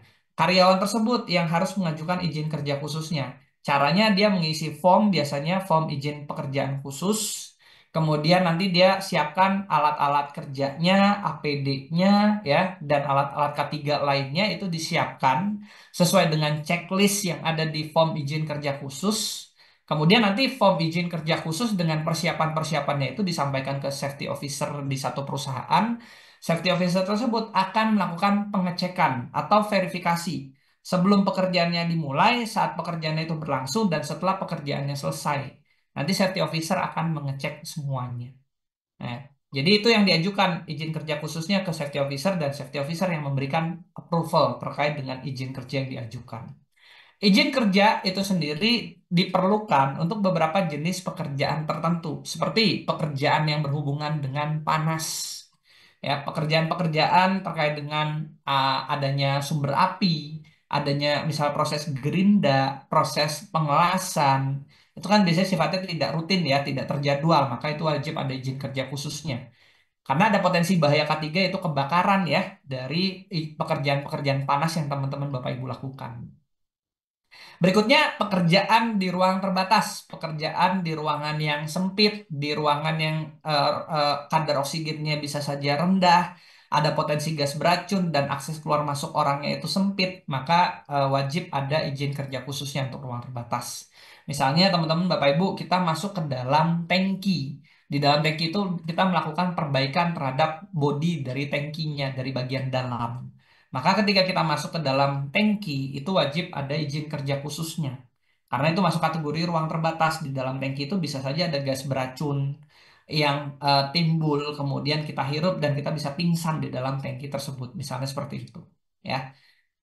Kan pernah beberapa kali ada kejadian kecelakaan kerja orang sampai bisa meninggal gitu ya di dalam ruang terbatas akibat orang tersebut tidak menjalankan izin kerja khusus ini. Salah satunya dia tidak mengecek dulu kandungan gas yang ada di dalam ruang terbatas. Biasanya kalau untuk izin kerja khusus ruang terbatas kita menggunakan gas detektor untuk mendeteksi ada atau tidaknya gas-gas beracun di dalam ruang terbatas. Salah satunya itu, ya. Lalu yang berikutnya adalah izin kerja khusus untuk ketinggian di atas 2 meter. Biasanya wajib ada izin kerja khususnya. Misalnya Bapak Ibu kerja di lokasi konstruksi menggunakan scaffolding. Tapi penggunaan scaffoldingnya itu mungkin situasional ya, tidak selalu setiap hari menggunakan scaffolding. Maka wajib dilengkapi dengan izin kerja khususnya. Kemudian juga izin kerja listrik dengan arus besar, misalnya Bapak Ibu kerja di trafo, melakukan perbaikan terhadap trafo, atau misalnya kerja di pembangkit listrik, melakukan perbaikan terhadap unit pembangkit listriknya, itu wajib ada izin kerja khususnya. Lalu izin kerja alat berat ya, misalnya penggunaan crane, eskavator, kalau tidak rutin itu wajib diajukan izin kerja khususnya agar dicek dulu kondisi dari alat beratnya sebelum digunakan. Lalu izin kerja galian, ya galian-galian tanah yang berpotensi menimbulkan bahaya ketiga dan bentuk longsoran, itu wajib juga ada izin kerja khususnya. Serta yang terakhir, eh, izin kerja khusus untuk pekerjaan-pekerjaan menggunakan bahan kimia dalam jumlah yang besar. Misalnya Bapak Ibu di pabrik kita menggunakan bahan kimia tapi tidak rutin, tapi jumlah bahan kimia itu banyak atau besar, maka wajib ada izin kerja khususnya. Misalnya kegiatan fumigasi, fogging gitu ya, menggunakan cairan fumigasi atau fogging, nah itu pastikan menggunakan bahan kimia harus ada izin kerja khususnya. Itu beberapa izin kerja yang wajib disiapkan gitu ya, dan juga diajukan untuk pekerjaan-pekerjaan tertentu yang punya potensi bahaya ketiga yang tinggi tapi tidak rutin sifatnya. Oke, sampai sini mengenai dasar-dasar ketiga silakan jika ada yang mau ditanyakan teman-teman Bapak Ibu bisa ditanyakan lewat link Q&A yang sudah dibagikan di kolom chat. Yang berikutnya, nah ini kita masuk ke poin yang ketiga ya mengenai dasar dari K3 kebakaran. Ya, di bagian yang ketiga, bagian yang keduanya mungkin tadi saya cukupkan ya mengenai dasar-dasar dari K3 secara umum dulu. Nah, ini terkait dengan dasar K3 dari kebakaran. Kebakaran merupakan salah satu jenis insiden yang paling berpotensi terjadi di tempat kerja kita Dia tidak mengenal waktu dan tempat ya kebakaran, mau perusahaannya bergerak di bidang apapun yang namanya kebakaran bisa terjadi. Bahkan misalnya sampai ke jasa rental mobil, ya mobilnya bisa terbakar pada saat itu mobilnya direntalkan atau pada saat mobilnya disimpan di gudang, itu bisa terjadi kebakaran. Di pabrik bisa terjadi kebakaran. Kemudian di misalnya industri perminyakan ya, ada eksplorasi lepas pantai, kilang-kilang minyak bisa terjadi kebakaran di sana. Lalu di industri aviasi, penerbangan, ya, kargonya, pesawatnya, kemudian handling di bandara itu bisa saja terjadi kebakaran juga. Sampai misalnya di jasa pelayanan seperti pendidikan, kesehatan, hiburan seperti hotel, ya, itu juga bisa terjadi kebakaran di jasa-jasa tersebut. Jadi kebakaran itu tidak mengenal tempat dan waktu, bisa terjadi di mana-mana. Oleh karena itu, ya di sini saya menyampaikan juga sedikit mengenai dasar-dasar dari K3 kebakaran supaya teman-teman Bapak Ibu mendapatkan awareness lah ya, kesadaran, kepedulian yang juga cukup terkait dengan K3 dari sisi kebakaran. Saya mulai di sini dari pengertian mengenai api dan kebakaran dan juga teori mengenai segitiga api atau segitiga kebakaran. Api merupakan suatu reaksi oksidasi yang terbentuk dari adanya tiga unsur segitiga api ya, yang menghasilkan panas dan cahaya. Jadi segitiga api itu, unsur dari segitiga api itu terdiri dari apa saja? Adanya sumber panas, lalu adanya oksigen yang cukup, biasanya di atas 16% di satu area yang terbakar, kemudian adanya bahan yang mudah terbakar. Kalau tiga elemen ini bertemu di satu titik, kemudian sumber panasnya cukup, kadar oksigennya cukup, dan bahan mudah terbakarnya tersedia dalam jumlah yang cukup, maka bisa terjadi kebakaran di tempat kerja kita masing-masing. Makanya, salah satu cara untuk mengendalikan api dari suatu kebakaran atau untuk memadamkan apinya adalah menghilangkan salah satu dari tiga elemen segitiga api yang ada di sini. Entah itu teman-teman Bapak Ibu bisa dinginkan sumber-sumber panasnya, ya. Kemudian kadar oksigennya kita bisa kurangi agar bisa di bawah 16%, atau kita eliminir atau hilangkan bahan-bahan yang mudah terbakar dari ruangan yang atau area kerja yang terbakar. Seperti itu. Yang paling banyak dilakukan oleh pemadam kebakaran biasanya kalau terjadi kebakaran adalah menghilangkan sumber-sumber panas dari lokasi-lokasi kebakaran yang terjadi dengan sistem atau alat pemadam api, ya. Misalnya menggunakan apar, menggunakan hidran, tujuannya apa? Untuk mendinginkan sumber-sumber panas dari terjadinya kebakaran. Ah, atau dia juga bisa, misalnya kalau ruangan yang tertutup ya, pemadam kebakaran itu juga bisa menghisap kadar oksigen dari ruangan tersebut, ya, misalnya menggunakan pressurizing fan, kemudian nanti kadar oksigennya bisa turun di bawah 16%, api itu lebih mudah terkendali dan bisa dipadamkan. Seperti itu. Ya, jadi teori untuk pemadaman api ya kita harus melihat dari segitiga api ini sendiri. Salah satu elemen unsur dari segitiga api ini perlu kita kendalikan, perlu kita hilangkan supaya kebakarannya lebih mudah dikendalikan. Seperti itu. Nah, yang berikutnya adalah fase-fase terjadinya kebakaran. Ya, fase-fase terjadinya kebakaran itu sendiri terdiri dari tiga fase yang berbeda. Ada fase awal atau fase incipient phase. Di fase awal ini, api baru mulai membesar. Kadar oksigen di ruangannya masih dalam jumlah yang cukup di atas 16%. Kemudian di kondisi seperti ini, karyawan yang terjebak di area yang terbakar itu bisa melakukan proses evakuasi diri dengan aman. Karena kadar oksigen di ruangan tersebut masih banyak untuk memungkinkan karyawan itu bernafas. Makanya di fase awal terjadinya kebakaran, kalau kita melihat api, kalau kita melihat adanya kebakaran di area kerja kita masing-masing, dan kita tidak memahami bagaimana cara menggunakan alat pemadam api, maka kita sebagai seorang karyawan bisa memilih untuk melakukan evakuasi diri terlebih dahulu ke titik kumpul yang lebih aman. Ya, jadi teman-teman Bapak Ibu kalau misalnya melihat di area kerjanya ada yang terbakar, ada titik-titik api, tapi kita tidak tahu cara pakai apar, tidak tahu cara pakai hidran, ya jangan dipaksakan untuk penanganan kebakarannya. Kita pindah atau evakuasi diri kita dulu, ya. Nanti tim pemadam kebakarannya yang bertanggung jawab untuk mengendalikan atau memadamkan apinya seperti itu. Itu yang pertama ya di fase incipient phase. Kemudian di fase kedua itu adalah fase steady state burning phase. Di fase kedua ini api sudah besar biasanya. Kadar oksigen mulai menipis karena oksigennya itu mulai terkonsumsi oleh besarnya api. Oksigen itu kan adalah suatu bahan bakar ya yang digunakan untuk kebakaran seperti itu ya. Jadi semakin besar kebakaran itu terjadi artinya oksigen itu makin banyak yang dikonsumsi oleh kebakaran atau api. Nah, di kondisi steady state burning phase ini eh, kondisinya sulit untuk bernafas. Jadi kita harus menggunakan masker dalam hal ini ya untuk menyelamatkan diri kita atau mengevakuasi diri kita dari fase yang kedua ini di fase steady state burning phase. Karena kondisinya itu oksigen mulai menipis digantikan dengan gas karbon yang ada di udara, baik itu karbon monoksida maupun karbon dioksida. Ya, reaksi kebakaran itu kan menghasilkan karbon ya, seperti itu. Makanya di fase ini biasanya karyawan itu sulit bernafas. Kalau mau melakukan evakuasi diri, kita pilihannya harus pakai masker yang bisa memfiltrasi gas karbon gitu ya, atau masker oksigen. Bisa juga kita misalnya menggunakan kain basah gitu ya untuk menutupi bagian hidung kita ketika melakukan evakuasi diri di fase steady state burning phase. Kain yang basah kemudian bertemu dengan ruangan yang panas itu kan akan meningkatkan oksigen ya yang masuk ke dalam tubuh dari reaksi penguapan air seperti itu. Nah, itu bisa membantu kita ya untuk menghindari juga gas-gas beracun tadi seperti karbon itu masuk ke dalam saluran pernafasan.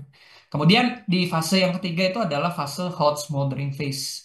Ini adalah fase akhir dari terjadinya kebakaran. Di fase ini biasanya suhunya masih panas, ada potensi bahan mudah terbakar itu masih tersisa, tapi apinya biasanya sudah padam. Kenapa? Karena salah satunya oksigennya sudah habis atau sudah berada di bawah level 16%. Sehingga di kondisi ini apinya itu tidak menyala kembali. Kecuali ada akses masuk oksigen dari luar ruangan ke dalam ruangan-ruangan yang terbakar, kemudian di saat bersamaan ada sumber panas, kadar oksigennya naik, maka di situ bisa terjadi yang namanya flashover atau kebakaran kembali. Nah, di kondisi hot smoldering phase juga susah bernafas ya, karena gas karbonnya di udara itu banyak. Makanya di fase terakhir ini, seorang pemadam kebakaran tidak akan langsung melakukan evakuasi terhadap korban-korban yang terjebak. Tapi pemadam kebakaran di fase terakhir terjadinya kebakaran itu akan berupaya untuk mendinginkan sumber-sumber panas yang ada di lokasi kebakaran menggunakan air, apar, dan sejenisnya. Tujuannya agar sumber-sumber panas tadi tidak menyala kembali ketika bertemu kadar oksigen yang cukup. Ya, khawatirnya pintunya dibuka, oksigen masuk, ada sumber panas di situ, ada bahan mudah terbakar, terjadi kebakaran lagi yang sulit dikendalikan. Ya, itu yang namanya fase hot smoldering phase, fase terakhir dari terjadinya kebakaran. Nah, di setiap fase ini yang paling aman, yang survival rate-nya tinggi untuk evakuasi itu ada di fase pertama, di fase incipient phase. Itu survival rate atau tingkat untuk selamatnya itu lebih tinggi dibandingkan dengan fase-fase kebakaran berikutnya. Seperti itu ya. Nah, kebakaran sendiri itu bisa terdiri dari 4 jenis kebakaran yang bisa terjadi di area kerja kita. Eh, Berikut dengan di sini ada metode-metode pemadamannya. Kebakaran yang pertama itu masuk kategori kelas A, ya. Kebakaran yang diakibatkan dari bahan-bahan padat yang mudah terbakar, seperti kayu, kertas, karet, plastik, itu bisa menyebabkan terjadinya kebakaran kelas A. Kebakaran kelas A ini bisa dipadamkan menggunakan air misalnya atau menggunakan alat pemadam api ringan, bisa menggunakan pasir, karung, dan sejenisnya. Untuk yang kelas A sendiri, ya tidak terlalu sulit ya untuk pemadamannya, tapi tergantung lagi intensitas kebakarannya seberapa besar. Seperti itu juga harus dilihat. Kemudian kebakaran yang masuk kategori kelas B.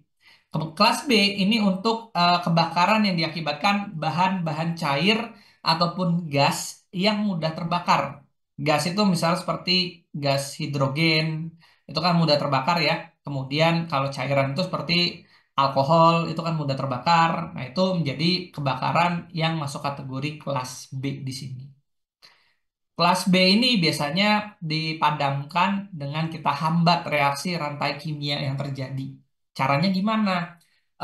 Caranya kita menggunakan pasir gitu ya untuk pemadaman kelas B, bisa menggunakan alat pemadam api ringan khusus kelas B, Kemudian juga bisa menggunakan misalnya karung goni atau karung yang sifatnya basah untuk yang kelas B ini seperti itu.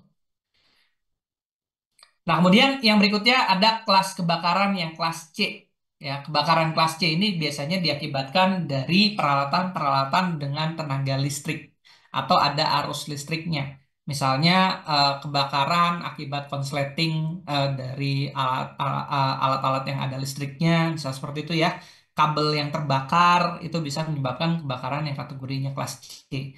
Untuk pemadaman kelas C intinya harus dilakukan dengan metode pemadaman yang kering, tidak boleh menggunakan metode pemadaman yang basah. Jadi tidak boleh pakai air, tidak boleh pakai misalnya foam yang ada cairan basahnya seperti itu ya.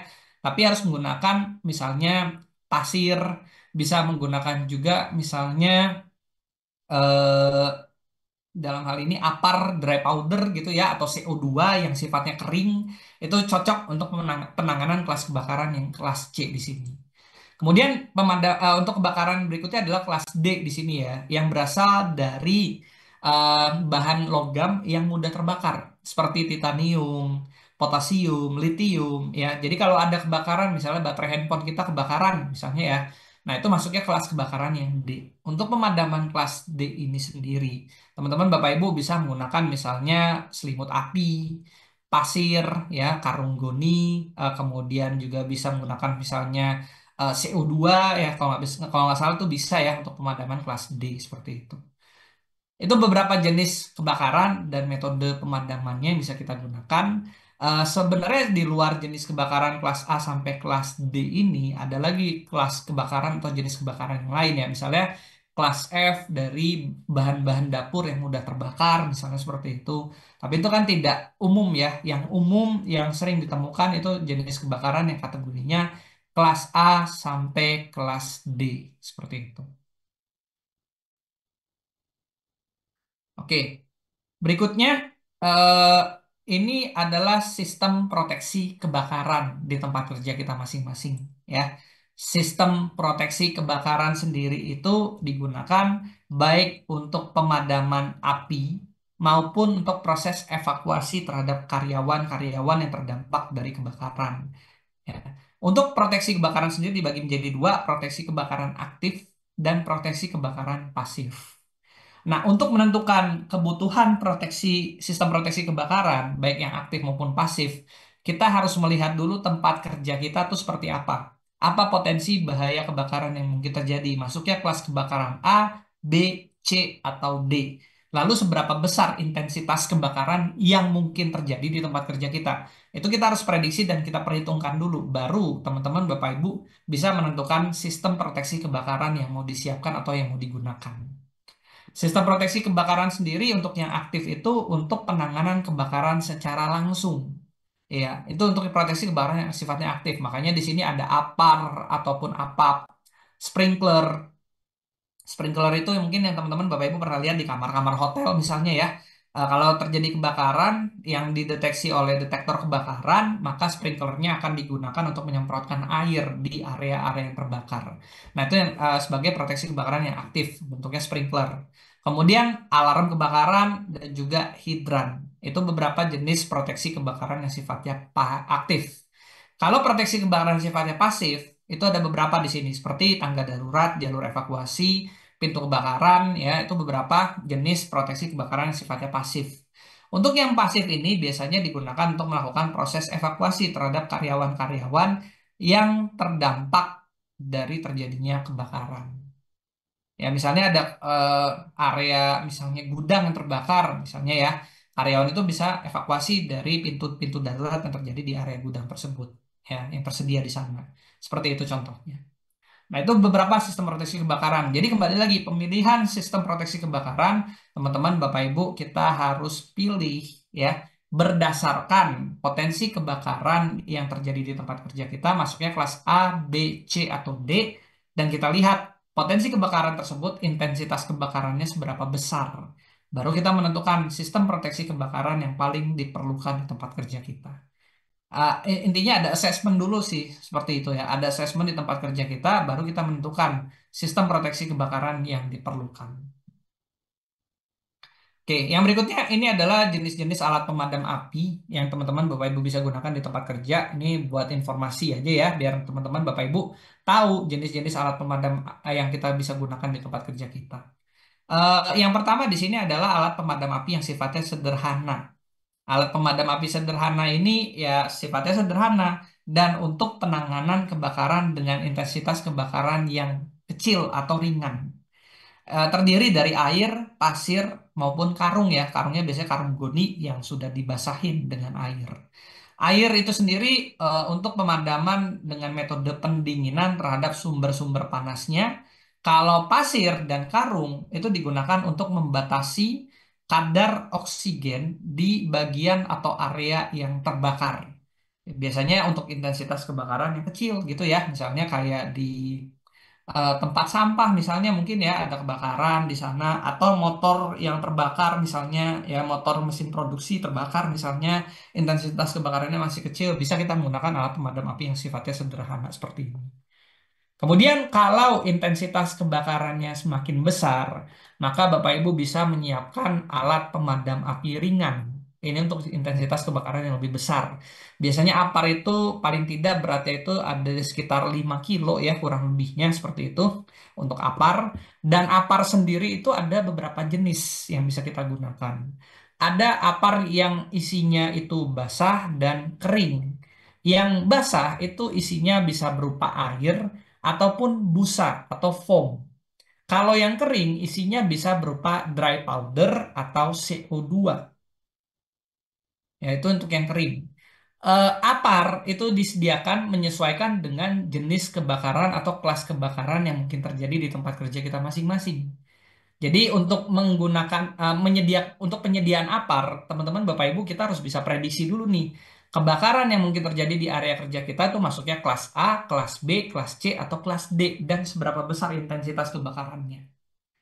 Untuk APAR yang isinya air ini sudah sangat jarang digunakan sebetulnya dan lebih cocok untuk penanganan kelas kebakaran yang kategorinya A. Untuk yang isinya busa atau foam itu lebih cocok untuk penanganan kebakaran A dan B saja. Yang C, arus listrik itu tidak boleh karena arus listriknya itu bisa tersebar ya. Kalau aparnya itu apar basah gitu ya.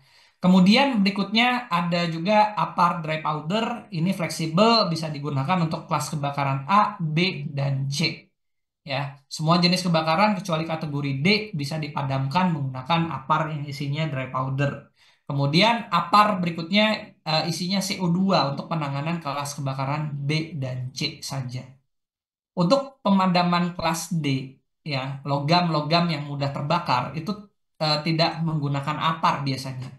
Biasanya kita bisa menggunakan misalnya selimut api untuk pemadaman eh, kebakaran di kategori D. Ya, karena logam yang mudah terbakar itu setahu saya sih belum ada ya apar yang bisa kita gunakan untuk pemadaman kelas D seperti itu. Berikutnya, selain apar, untuk intensitas api yang lebih besar lagi, teman-teman Bapak Ibu bisa menyediakan yang namanya alat pemadam api berat atau APAP. Alat pemadam api berat ini memang berat ya, beratnya itu biasanya lebih dari 10 kilo dan tidak digantung, biasanya kita taruh di lantai. Dan jenisnya sama seperti apar tadi, kecuali di sini nggak ada APAP yang isinya air. Hanya ada yang busa, dry powder, dan CO2. Fungsinya juga sama seperti apar tadi. Cuman di sini memang jumlah isinya saja yang lebih banyak dan lebih cocok untuk penanganan kebakaran yang intensitas kebakarannya bisa besar. Seperti di SPBU, Bapak Ibu mungkin sering lihat ya teman-teman mungkin sering lihat adanya APAP di sana selain adanya APAR. Di mana APAP ini untuk penanganan kebakaran di SPBU yang intensitas kebakarannya bisa saja besar seperti itu. Nah, selain APAP di sini dan APAR juga ada terkait dengan ketentuan-ketentuannya mengenai APAR dan APAP yang kita gunakan di tempat kerja kita masing-masing. Ada persyaratan teknis atau ketentuannya di sini. Setiap tabung dari APAR maupun APAP itu harus dalam kondisi yang baik atau tidak berkarat. Ya, kondisi tabungnya itu harus dalam keadaan yang utuh, baik, tidak bocor terutama. Karena isi dari apar maupun apap itu kan bisa keluar ya, dan juga tekanannya itu juga bisa berkurang kalau tabung dari apar maupun apapnya itu tidak baik kondisinya. Kemudian yang kedua, stikernya itu harus dapat dibaca dan dimengerti dengan jelas. Jadi label atau stiker yang terpasang di tabung-tabung apar maupun apap yang berisi informasi mengenai jenis aparnya, kemudian tanggal kadaluarsa dari apar dan apapnya, untuk penggunaan di mana, itu harus bisa terbaca semuanya. Ya, jangan sampai ada label misalnya yang sudah luntur, sudah tidak terbaca lagi, itu masih kita pertahankan. Kalau bisa labelnya itu diganti dengan yang baru. Segel dari setiap apar maupun apap itu harus dalam kondisi yang utuh. Segelnya. Ya, karena apar dan apap itu sekali pakai biasanya teman-teman Bapak Ibu. Jadi setelah dia dipakai sekali, dia harus direfill lagi untuk digunakan berikutnya. Tidak bisa dipakai berkali-kali. Karena apar dan apap itu ketika dia dibuka gitu ya segelnya, kemudian digunakan, tekanannya itu kan akan berkurang. Nah, prinsip kerja dari apar dan apap itu menggunakan tekanan, pressure di dalam tabungnya. Kalau pressure-nya berkurang sudah digunakan, ya berarti apar dan apap itu harus direfill, sudah tidak efektif lagi untuk kita gunakan. Maka dari itu segelnya juga harus dipastikan utuh karena ini sekali pakai. Selang tahan terhadap tekanan yang tinggi dan dalam keadaan yang baik ya, selang dari apar maupun apapnya tidak getas, tidak bocor. Lalu tutup dari apar maupun apapnya dalam keadaan baik, terpasang dengan erat. Untuk storage pressure-nya tidak boleh berkurang dari batas yang sudah ditentukan. Ya, setiap apar dan apap itu ada tekanannya. Prinsip kerjanya berbasis dari tekanan dan ada indikator berupa jarum biasanya untuk menunjukkan tekanan dari apar maupun apapnya. Kalau jarumnya menunjukkan indikator warna hijau, tekanannya masih cukup. Kalau warna merah, tekanannya masih sudah berkurang. Ya, kalau tekanan dari apar maupun apap itu berkurang, maka isi dari apar maupun apapnya tidak bisa keluar dengan maksimal nantinya. Untuk penanganan kebakaran juga tidak terlalu maksimal jadinya seperti itu. Ya, jadi pastikan pressure-nya cukup. Kalau pressure-nya kurang ya direfill lagi apar maupun apapnya. Untuk tipe cartridge pastikan tidak ada kebocoran pada membran tabung gasnya. Dan satu lagi, apar maupun apap itu tidak boleh melewati masa kadaluarsa yang sudah ditentukan sebelumnya. Ya, misalnya apar itu kadaluarsanya 2 tahun, berarti kita ikuti sesuai dengan dari suppliernya 2 tahun.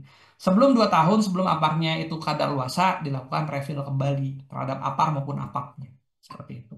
Ya, kalau apar, apap isinya kadaluarsa, isinya biasanya menggumpal di bagian bawah apar maupun apapnya, kemudian dia tidak bisa keluar dengan maksimal. Kalau itu dibiarkan seperti itu ya, jadi harus diganti isinya dengan cara refill daripada dia menggumpal di bagian bawah tabung dari apar maupun apapnya. Untuk penempatan apar itu tidak boleh eh, terhalang ya. Jadi harus mudah dilihat, mudah dijangkau dari manapun dan kapanpun dibutuhkan. Kemudian bagian paling atas dari apar sendiri itu paling tidak 20 120 cm ya paling tingginya supaya bisa dijangkau oleh berbagai jenis tinggi karyawan. Kemudian paling bawahnya minimal 15 cm dari permukaan lantai. Jadi apar itu tidak boleh diletakkan di atas lantai. Kalau di atas diletakkan di atas lantai, teman-teman Bapak Ibu bisa saja kita tidak melihat posisi aparnya dari jauh. Beda dengan apap. Kalau apap itu karena berat nggak mungkin digantung, maka bisa ditaruh di atas lantai. Seperti itu. Nah, selain itu, untuk pemadaman kebakaran, kita juga bisa menggunakan selimut api. Selimut api itu punya sifat insulator, artinya dia tidak menyebarkan radiasi atau hawa panas ketika terjadi kebakaran. Maka selimut api ini cocok untuk pertama melakukan evakuasi diri pada saat terjadi kebakaran, karena dia tidak menyebarkan radiasi panas. Yang kedua, selimut api itu cocok untuk misalnya pemadaman kebakaran ya, untuk mengisolasi atau mengurangi kadar oksigen dari area yang terbakar. Makanya kalau untuk pemadaman kebakaran skala kecil ya selimut api itu teman-teman Bapak Ibu bisa gunakan. Seperti ini nanti contoh aplikasinya. Oke, yang berikutnya adalah penggunaan hidran di tempat kerja ya. Hidran itu sendiri bisa dipasang outdoor, bisa dipasang indoor. Kalau outdoor, hidran itu untuk kepentingan pemadaman di luar bangunan atau di bangunan yang tingginya tidak terlalu tinggi. Ya, misalnya bangunan 1 lantai atau 2 lantai bisa dicapai dari hidran outdoor, bisa menggunakan hidran dari outdoor.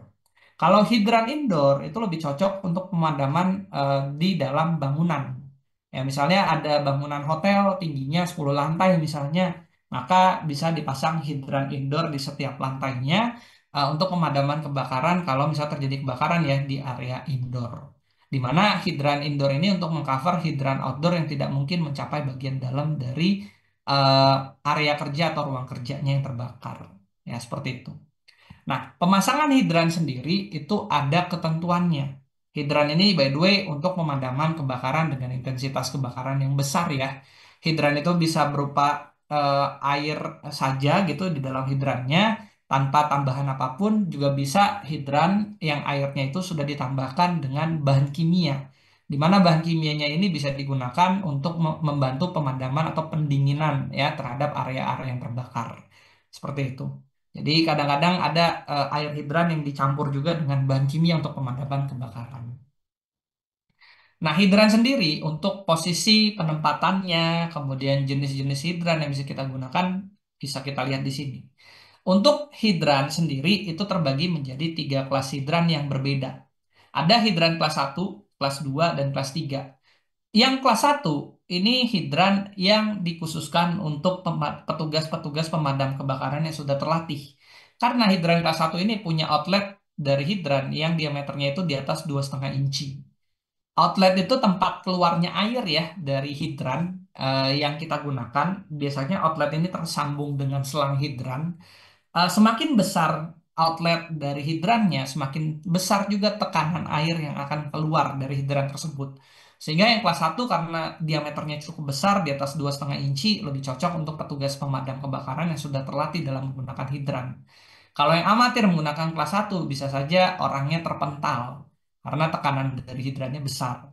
Kemudian masuk ke hidran kelas 2 ya. Kelas 2 itu untuk hidran yang outletnya di bawah 1,5 inci, dikhususkan untuk orang-orang yang belum terlatih dalam menggunakan hidran. Yang masih amatir dalam menggunakan hidran bisa menggunakan kelas hidran hidran kelas 2 di sini. Lalu hidran kelas 3 perpaduan antara kelas satu dan kelas 2 di mana diameternya itu untuk outletnya antara 1,5 sampai 2,5 inci. Dipersiapkan untuk berbagai jenis kalangan atau background ya dalam mengoperasikan hidran tersebut. Untuk yang kelas 3 ini kombinasi seperti itu ya. Jadi mungkin lebih fleksibel untuk kelas 3 digunakan di tempat kerja kita masing-masing. Nah, untuk hidran sendiri itu akan diinstalasi atau dipasang sesuai dengan luas ruangannya dan juga sesuai dengan resiko dari kebakarannya itu sendiri. Jadi kalau resiko kebakarannya itu makin besar, untuk penempatan hidran juga akan makin sempit sesuai dengan luas ruangan yang ada. Ya, antara satu hidran dengan hidran lainnya akan makin berdekatan jaraknya, seperti itu, semakin besar resikonya. Untuk resiko ringan dari suatu kebakaran, kalau misalnya luas ruangannya 1.000 sampai 2.000 meter persegi, diperlukan dua titik hidran, ya. Kemudian tambahan satu titik hidran di setiap 1.000 meter persegi ruangan atau lahannya. Nah, ini kan kembali lagi indoor atau outdoor tergantung dari luas lahannya tersebut, seperti itu. Kemudian resiko sedang itu untuk luas area 800 sampai 1.600 meter persegi itu dibutuhkan dua titik hidran dan tambahan satu titik hidran di setiap 800 meter persegi. Resikonya berat untuk 1.600 sampai 1.200 meter persegi diperlukan dua titik hidran dan tambahan satu titik hidran di setiap 600 meter persegi berikutnya. Nah, itu untuk syarat ya. Untuk pemasangan hidran, eh, luasan areanya disesuaikan dengan resiko-resiko terjadinya kebakaran. Maksudnya resiko ringan, sedang, atau berat.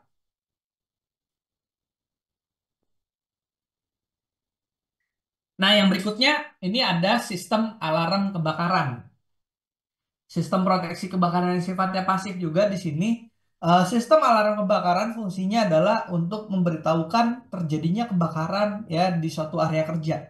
Tapi biasanya sistem alarm kebakaran juga perlu terkoneksi dengan detektor kebakaran, baik itu detektor nyala api, detektor asap maupun detektor panas yang terpasang di masing-masing area kerjanya.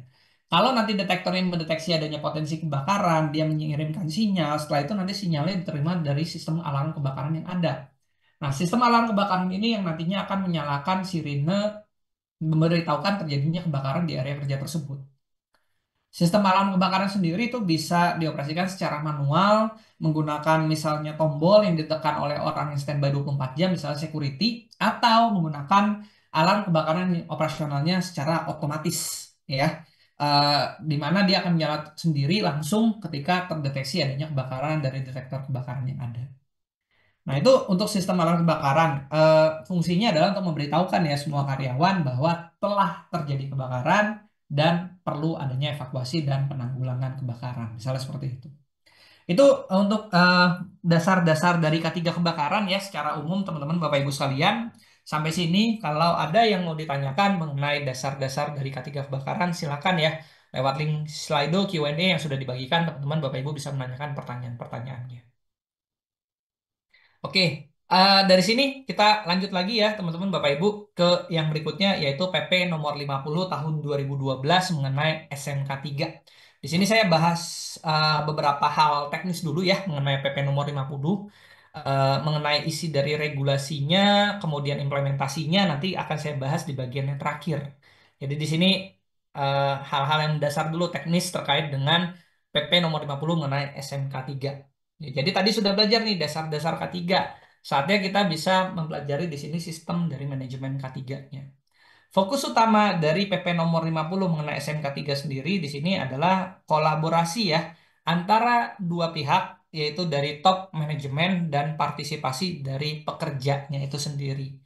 Jadi dua pihak terkait tadi itu harus saling berkolaborasi kemudian bisa saling melengkapi ya dalam menerapkan sistem manajemen K3. Top manajemen itu bertanggung jawab dan akuntabel ya terhadap penerapan sistem manajemen K3 di perusahaannya masing-masing.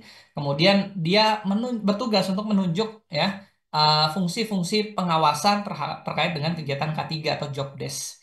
Jadi SMK 3 itu menjadi tanggung jawab, menjadi apa ya ini ya menjadi kewajiban yang harus dijalankan oleh seorang top manajemen.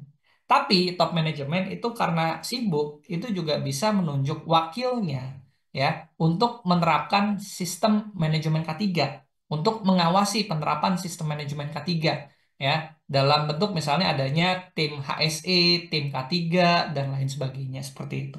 Itu dari top manajemen fungsinya.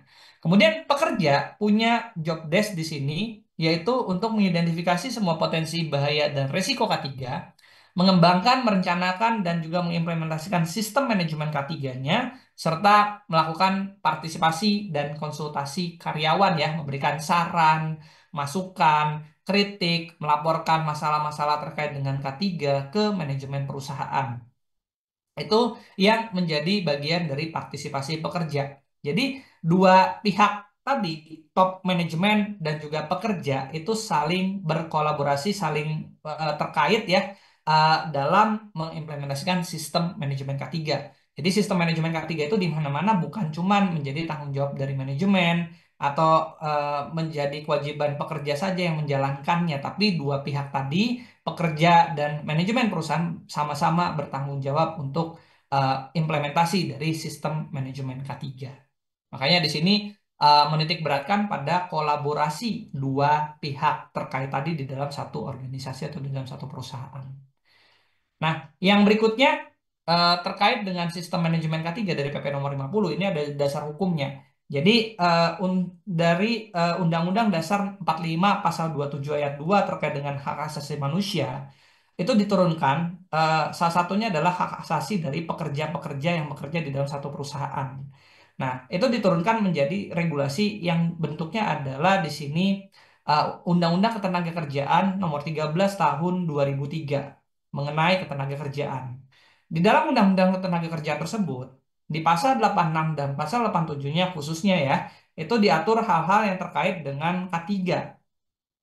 Di pasal 86-nya itu ada eh, kewajiban ya bagi setiap perusahaan atau pengusaha untuk memastikan kesehatan dan keselamatan dari pekerja-pekerja yang ada dan setiap pekerja itu berhak ya mendapatkan jaminan keselamatan dan kesehatan di eh, perusahaan atau di mana tempat mereka bekerja. Itu isi dari pasal 86. Jadi hak dari pekerja untuk mendapatkan perlindungan dari sisi kesehatan dan keselamatan. Kemudian di pasal 87 itu adalah kewajiban bagi setiap perusahaan atau pengusaha untuk menerapkan sistem manajemen K3 atau SMK 3. Isinya dari pasal 87 seperti itu. Sehingga untuk implementasi pasal 86 itu bisa diturunkan lagi menjadi beberapa regulasi yang berkaitan dengan K3. Seperti Undang-Undang Nomor 1 Tahun 70, Kemudian beberapa peraturan Menteri Ketenagakerjaan misalnya terkait dengan penerapan K3 ya dan lain sebagainya. Kalau pasal 87 itu isinya adalah terkait dengan kewajiban bagi setiap manajemen perusahaan ya untuk menerapkan sistem manajemen K3. Makanya diturunkan menjadi PP nomor 50 tahun 2012 mengenai pedoman penerapan sistem manajemen K3 seperti itu. Oke, yang berikutnya, kalau misalnya dari regulasi-regulasi tersebut tidak kita implementasikan, tidak kita jalankan, maka ada sanksi pelanggaran yang bisa diberikan dari pihak pemerintah terhadap perusahaan-perusahaan yang lalai dalam menerapkan regulasi-regulasi, terutama yang terkait dengan sistem manajemen K3. Kalau ada perusahaan nih sudah wajib menerapkan sistem manajemen K3, tapi dia tidak menerapkan sistem manajemen K3-nya, beberapa regulasi juga dia tabrak, tidak dilakukan pemenuhan regulasi yang terkait, maka bisa saja terjadi pelanggaran dan sanksi bisa diberikan ke perusahaan-perusahaan tersebut yang melakukan pelanggaran dari sisi pemenuhan regulasi SMK 3. Ini isi dari pasal 86 dan pasal 87 ya. Selanjutnya ini adalah pengenalan dan pengertian mengenai sistem manajemen K3. K3 yang tadi kita pelajari secara umum dasar-dasar K3 itu merupakan suatu kegiatan atau upaya atau langkah-langkah yang kita lakukan untuk menjamin dan melindungi keselamatan dan kesehatan tenaga kerja melalui upaya pencegahan kecelakaan kerja dan penyakit akibat kerja. Jadi kalau hanya K3-nya saja itu baru kegiatan yang kita lakukan. Secara rutin yang kita lakukan kegiatan-kegiatannya untuk menjamin dan melindungi kesehatan dan keselamatan kerja dari pekerja yang ada. Contoh implementasi dari K3 yaitu misalnya ada izin kerja khusus yang tadi kita pelajari ya. Kemudian penyediaan APD, identifikasi dan pengendalian bahaya K3 itu masuknya ke dalam K3 itu sendiri. Tapi kalau SMK 3, sistem manajemen K3, ya itu pengertiannya adalah bagian dari sistem manajemen perusahaan yang secara keseluruhan dalam pengendalian risiko yang berkaitan dengan kegiatan kerja guna terciptanya tempat kerja yang aman, efisien, dan produktif. Jadi kalau SMK 3 itu sendiri sistem manajemen di dalam satu perusahaannya yang mengatur terkait dengan penerapan K3 secara tersistematis dan terorganisir. Itu yang namanya sistem manajemen K3. Makanya bentuk implementasi dari sistem manajemen K3 ya akan berbeda dengan K3 yang tadi sudah kita pelajari. Bentuk implementasinya misalnya adanya prosedur kerja mengenai penerapan K3, adanya aturan-aturan terkait dengan K3, misalnya identifikasi resiko ya ataupun identifikasi bahaya K3 itu juga menjadi bagian dari sistem manajemen K3. Prosedur tanggap darurat, prosedur untuk loto. Kalau lotonya sendiri kan menjadi bagian dari penerapan K3 seperti yang tadi sudah kita pelajari. Tapi kalau ada prosedur loto itu menjadi bagian dari penerapan sistem manajemen K3. Di mana fungsi dari sistem manajemen K3 itu agar K3 yang kita implementasikan bisa berjalan secara sistematis. Ya, makanya ada sistem manajemen K3. Tujuannya untuk penerapan sistem manajemen K3 itu ada 3, yaitu meningkatkan efektivitas perlindungan, keselamatan, dan kesehatan kerja. Jadi perlindungan K3-nya ini bisa berjalan secara terencana, terukur, terstruktur, dan terintegrasi dengan sistem manajemen lainnya. Itu yang pertama ya. Jadi K3 yang tadi kita sudah pelajari itu bisa berjalan secara sistematis kalau kita menerapkan sistem manajemen K3. Yang kedua, mencegah mengurangi kecelakaan kerja maupun penyakit akibat kerja dengan melibatkan semua unsur di dalam perusahaan. Nah, bagi teman-teman yang ingin order kaos, silahkan bisa order di marketplace Shopee, Tokopedia maupun Lazada. Caranya tinggal ketik Muhammad Irfando. Tentunya banyak pilihan kaos keren yang bisa teman-teman pakai, yang cocok buat nongkrong, hangout, ataupun gaya sehari-hari ya. Dan tentunya nyaman dipakai, tahan lama dengan desain yang unik, eksklusif, bahan premium, dan kualitas terbaik ya. Nah, tentunya dengan banyak pilihan kaos keren, silahkan teman-teman bisa order satuan boleh, lusinan boleh, apalagi borongan silahkan. Nah, untuk kaos lengan pendek silahkan teman-teman bisa klik di Shopee, Tokopedia, Lazada, ketik saja Muhammad Irfando. Nah, untuk kaos lengan panjang juga tersedia di marketplace Shopee, Tokopedia, Lazada. Cuman ketiknya Fando Official Shop. Jadi teman-teman sama bisa pilih untuk kaos lengan panjangnya dengan kaos keren, dengan desain-desain yang keren, eksklusif, dengan bahan premium. Nah, ada banyak pilihan, silahkan teman-teman bisa order satuan, lusinan, ataupun borongan, silahkan ya. Tentunya tersedia ribuan produk, silahkan teman-teman bisa cek satu persatu. Nah, silakan bagi yang ingin order bisa ketik di Shopee, Tokopedia, Lazada, ketik Fando Official Shop.